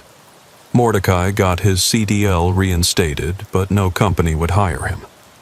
The drug conviction was a scarlet letter in the trucking world. He kept working the warehouse, kept his head down, tried to forget. But sometimes, driving home late at night, he'd see the way station lights in his mirrors. Not possible. He was nowhere near that stretch of interstate. But there they were, flashing, calling. He never stopped, never looked back. But they were there. Other drivers started finding him, ones who'd been through the same thing. They had a kind of underground network, sharing stories, warnings, routes to avoid. All had made the same choice. All had survived. All were marked. "It's spreading," one told him. "More stations like that. Different locations, but same choice. Someone's building a network, catching drivers, forcing confessions. For what purpose? Control. Fear. Maybe just because they can. The system needs its victims, and we're easy targets. Alone on dark roads, carrying cargo we don't inspect, vulnerable to anyone with authority." They tried to warn other drivers, but who would listen? Conspiracy theories from convicted drug smugglers didn't carry much weight. Then Mordecai got a call from an unknown number. "We need drivers." Hezekiah's voice, unmistakable. "I don't drive anymore." "You do, just not trucks. But we need someone who knows the roads, knows the life. Someone already marked." "For what?" "Collection. Retrieval. Some drivers who refuse our offer run. We need them brought back." "I won't kidnap people for you." "Not kidnap. Remind. They can't escape the choice by running. The station exists everywhere they go, waiting. We just help them find it again." "No. Your son starts college next year. Expensive, even with aid. We could help with that. Stay away from my family. We're offering opportunity, not threatening. Think about it." The call ended. But the offer lingered. Money they desperately needed, for work he desperately didn't want to do. That night he dreamed of the station. Not a dream, really. More like a visit. He stood in the office watching new drivers get processed. Saw their confusion turn to fear, turn to resignation. Watched them sign confessions, surrender careers, save their lives. "This is forever," Bathsheba said in the dream. "The station is eternal. The choice is eternal. You're part of it now, whether you work for us or not." He woke gasping, sheets soaked with sweat. Marcy stirred beside him. "The nightmares again?" "Yeah." "About that night? The arrest?" She still didn't know the truth. He'd told her he'd been framed, but had to confess to avoid worse charges, close enough to truth to be believable. "I can't escape it," he said. "What happened that night, it follows me." "Time heals," she said, but her voice lacked conviction. They both knew some wounds never healed, just scarred over. The next day at work, a new employee started. Young guy, maybe 22, eager and chatty. During break, he mentioned he used to drive trucks. Had to stop, though. Weird thing happened at a way station. These officers, they... "Don't!" Mordecai interrupted. "Whatever happened, don't talk about it. Not here, not anywhere." The kid looked scared. "You know? You've been there?" "We've all been there, one way or another." "You signed?" "Yeah. Didn't feel like I had a choice." "You didn't. None of us did." Mordecai looked around, making sure no one was listening. "Keep your head down. Rebuild your life. Forget it happened. That's the only way forward." "But it wasn't right. They planted those drugs." "Right doesn't matter. Survival matters. You survived. Be grateful." The kid wanted to argue. Mordecai could see it. The same righteous anger he'd felt, the same need for justice. But it would fade. The system would grind it down, replace it with resignation. That night, driving home, the way station lights were in his mirrors again. Brighter this time, more insistent. He pulled over, turned around, saw nothing but empty road behind him. But he could feel it calling. He thought about Hezekiah's offer, about becoming part of the mechanism that had destroyed him. The money would solve so many problems. His son could go to college. Marcy could quit her second job. All he had to do was help trap other drivers in the same choice he'd faced. His phone rang. Unknown number. "Have you decided?" Hezekiah asked. "I need more information. What exactly would I be doing?" "Driving. Following. watching. Some drivers who refuse our initial offer run. They abandon their trucks, their lives, try to disappear. We need them found, reminded that the choice doesn't go away. And if they still refuse, then they face the consequences. Not from us. We're just messengers. But the system has teeth, and it bites those who run. I need to think about it, Mordecai said. 3 days. Then the offer expires. The line went dead. Mordecai sat in his car in the warehouse parking lot, engine running, heat fighting against the November cold. 3 days to decide whether to become the thing that had destroyed him. That night, he researched everything he could find about disappeared drivers. The numbers were staggering. Hundreds every year, vehicles found abandoned, no trace of the drivers. Most were attributed to crime, accidents, voluntary disappearance. But the pattern was there if you looked. Many had recent legal troubles, confessions, guilty pleas for crimes they swore they didn't commit. He found a message board hidden deep in the dark web where drivers shared stories. Not just about that one way station, but dozens of similar places. Rest stops where time worked differently. Truck stops where you could check in but never leave. Roads that led to places that shouldn't exist. One post stood out. They're not human anymore. The ones who work for them. They started as drivers like us, but each choice they make for the system changes them. Eventually, they become part of it. Empty. Eternal. Trapped forever in the mechanism of control. It was signed H. Could have been anyone, but Mordecai wondered if it was Hezekiah, from before he became whatever he was now. On the second day, a package arrived at his house. No return address, no delivery service markings. Inside was a photo of his son at college orientation, talking to a recruiter. On the back, he has potential. Shame if money problems derailed his dreams. Not a threat exactly, but pressure. Showing they could reach his family, knew their routines, their hopes. Marcy found him looking at the photo.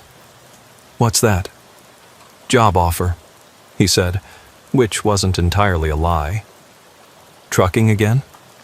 "Sort of. Specialty work. Pays well. But it's not good work. Legal, but not good." She sat beside him, took his hand. "We're managing. You don't have to do anything you're not comfortable with. Jacob's college. We'll figure it out. We always do." But they weren't figuring it out. Bills piled up, savings dwindled, and the weight of financial stress pressed on their marriage. Mordecai could see Marcy aging faster, working herself to exhaustion. Could see Jacob considering community college instead of the engineering program he'd dreamed of. On the third day, Mordecai drove to the way station, not the interstate route, but back roads he'd found on old maps. The station should have been closed, derelict, but as he approached, the lights began flashing. It looked different in daylight. Smaller, shabbier, obviously abandoned except for those impossible lights and the two figures standing by the scale. "You came," Hezekiah said. "I need to know more. What am I becoming if I say yes?" "Necessary," Bathsheba answered. "The system needs enforcers, retrievers, those who understand both sides of the choice." "Will I become like you? Empty?" "Eventually. But that takes years, decades maybe. You'll have time to set your family up first." "And if I refuse? Then you go back to your warehouse, your normal life, your slow decline into poverty. No retaliation?" "We don't retaliate," Hezekiah said. "We don't need to. Life retaliates enough on its own." Mordecai looked at the abandoned trucks, still there, probably forever. Monuments to refusal, to the price of fighting the system. "What happened to you?" he asked Hezekiah. "How did you become this?" Hezekiah was quiet for a long moment. When he spoke, his voice had something it normally lacked, a trace of emotion. I was like you, driver caught with planted drugs. But I refused the confession. Spent 2 weeks here, fighting, demanding justice. They broke me. Not physically, something worse. Showed me the truth about how things really work.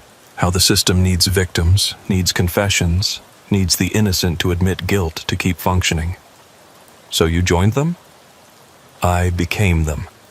Each choice I enforced, each driver I processed, took a piece of what I was.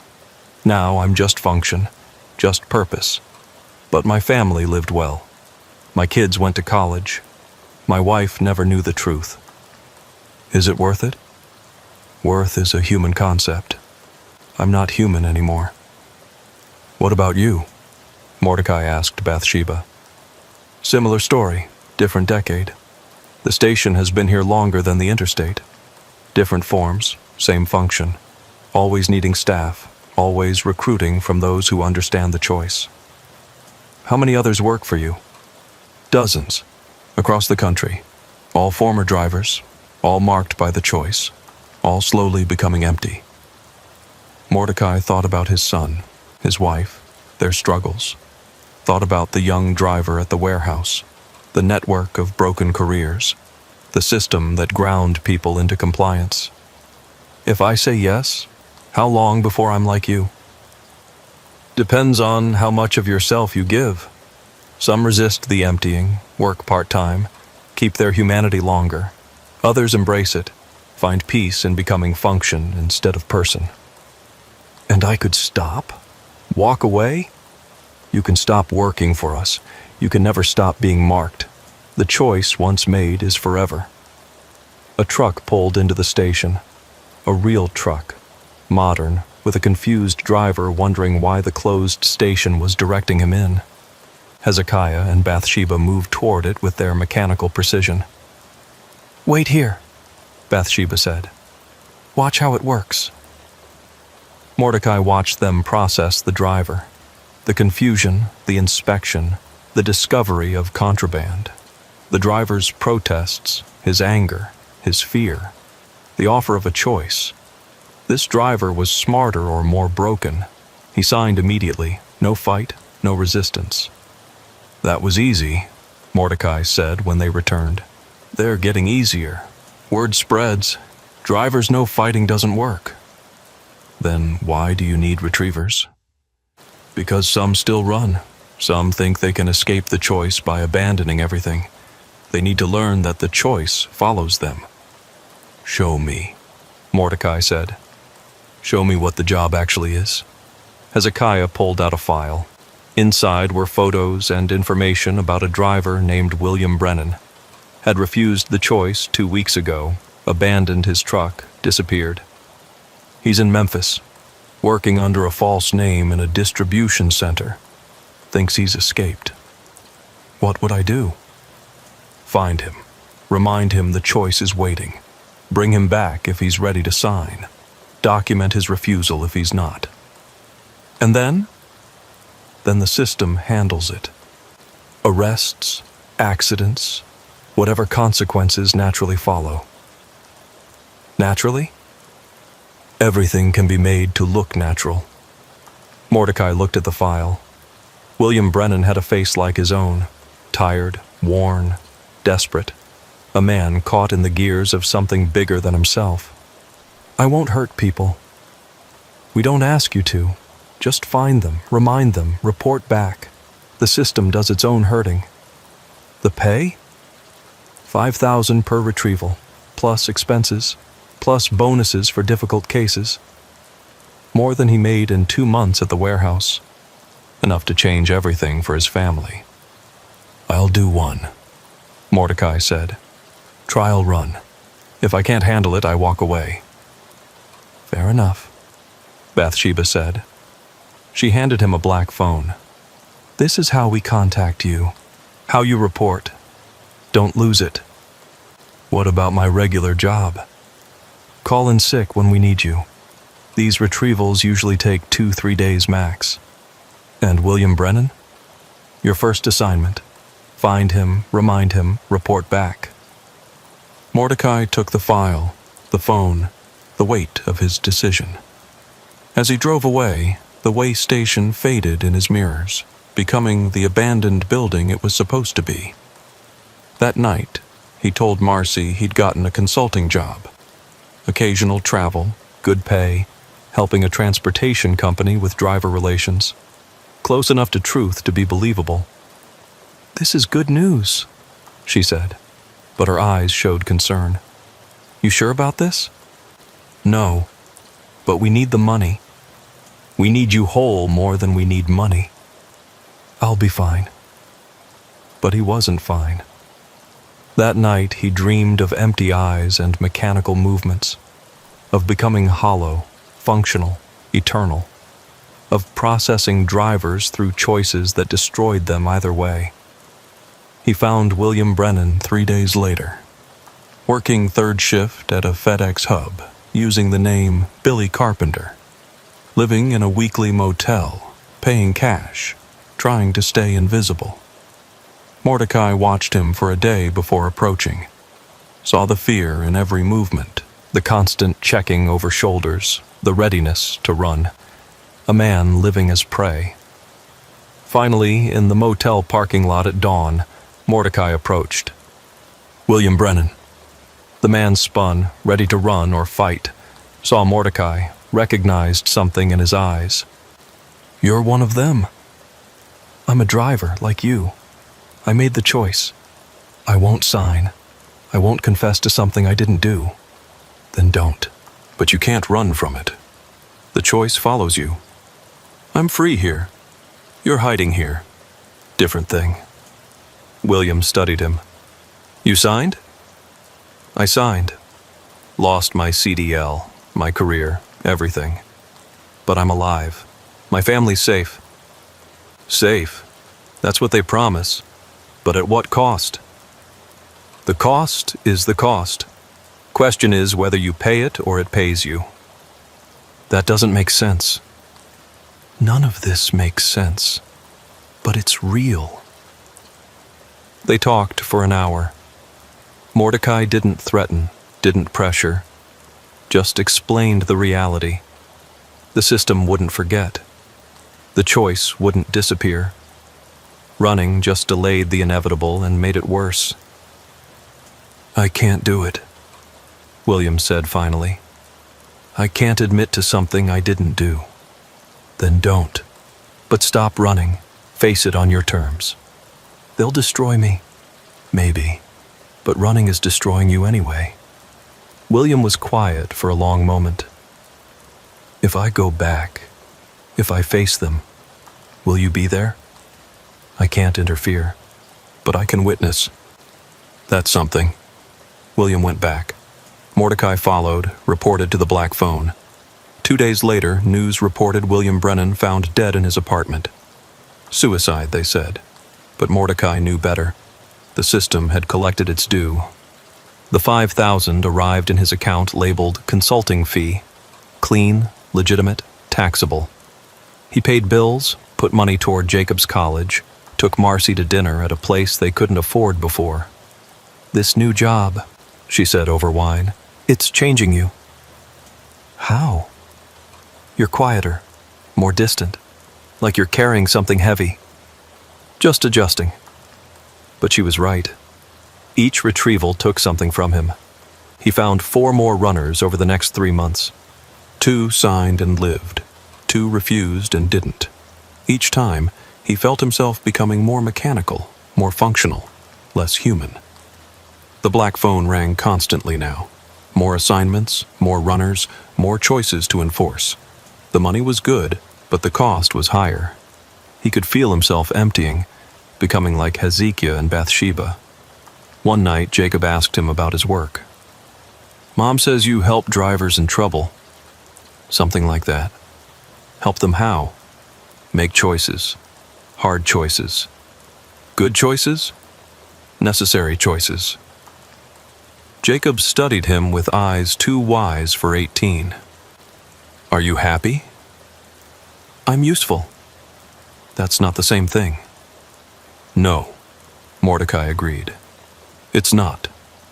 He thought about quitting. But each time he decided to stop, another bill arrived, another expense, another need. The money had become necessary, the work had become routine, the emptying had become normal. 6 months in, he understood.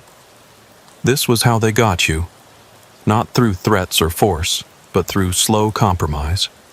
Each choice leading to the next, each step taking you further from who you were, until one day you looked in the mirror and saw empty eyes looking back. He was becoming one of them. Not quickly, not dramatically, but inevitably. The system was patient. It could wait. It had forever. And soon, so would he. The way station lights still flashed in his mirrors, calling him home to the place where choices were made and souls were traded for survival. He drove toward them now, not away. Understanding, finally, that the choice had never been about the drugs, the confession, the career. It had been about this, becoming part of the mechanism. Another cog in the machine that processed human lives into compliance. He thought about William Brennan, about Dave Paulson, about all the drivers whose lives had been destroyed by planted evidence and impossible choices. Then he thought about his son in college, his wife sleeping peacefully, his bills paid. The price of their comfort was his humanity. He was paying it, installment by installment, retrieval by retrieval. And someday, when he was completely empty, he would stand at a way station, offering choices to new drivers, continuing the cycle forever. The road stretched ahead, dark and endless. Mordecai drove on, carrying his burden, becoming his function, accepting his fate. The system had won. It always did.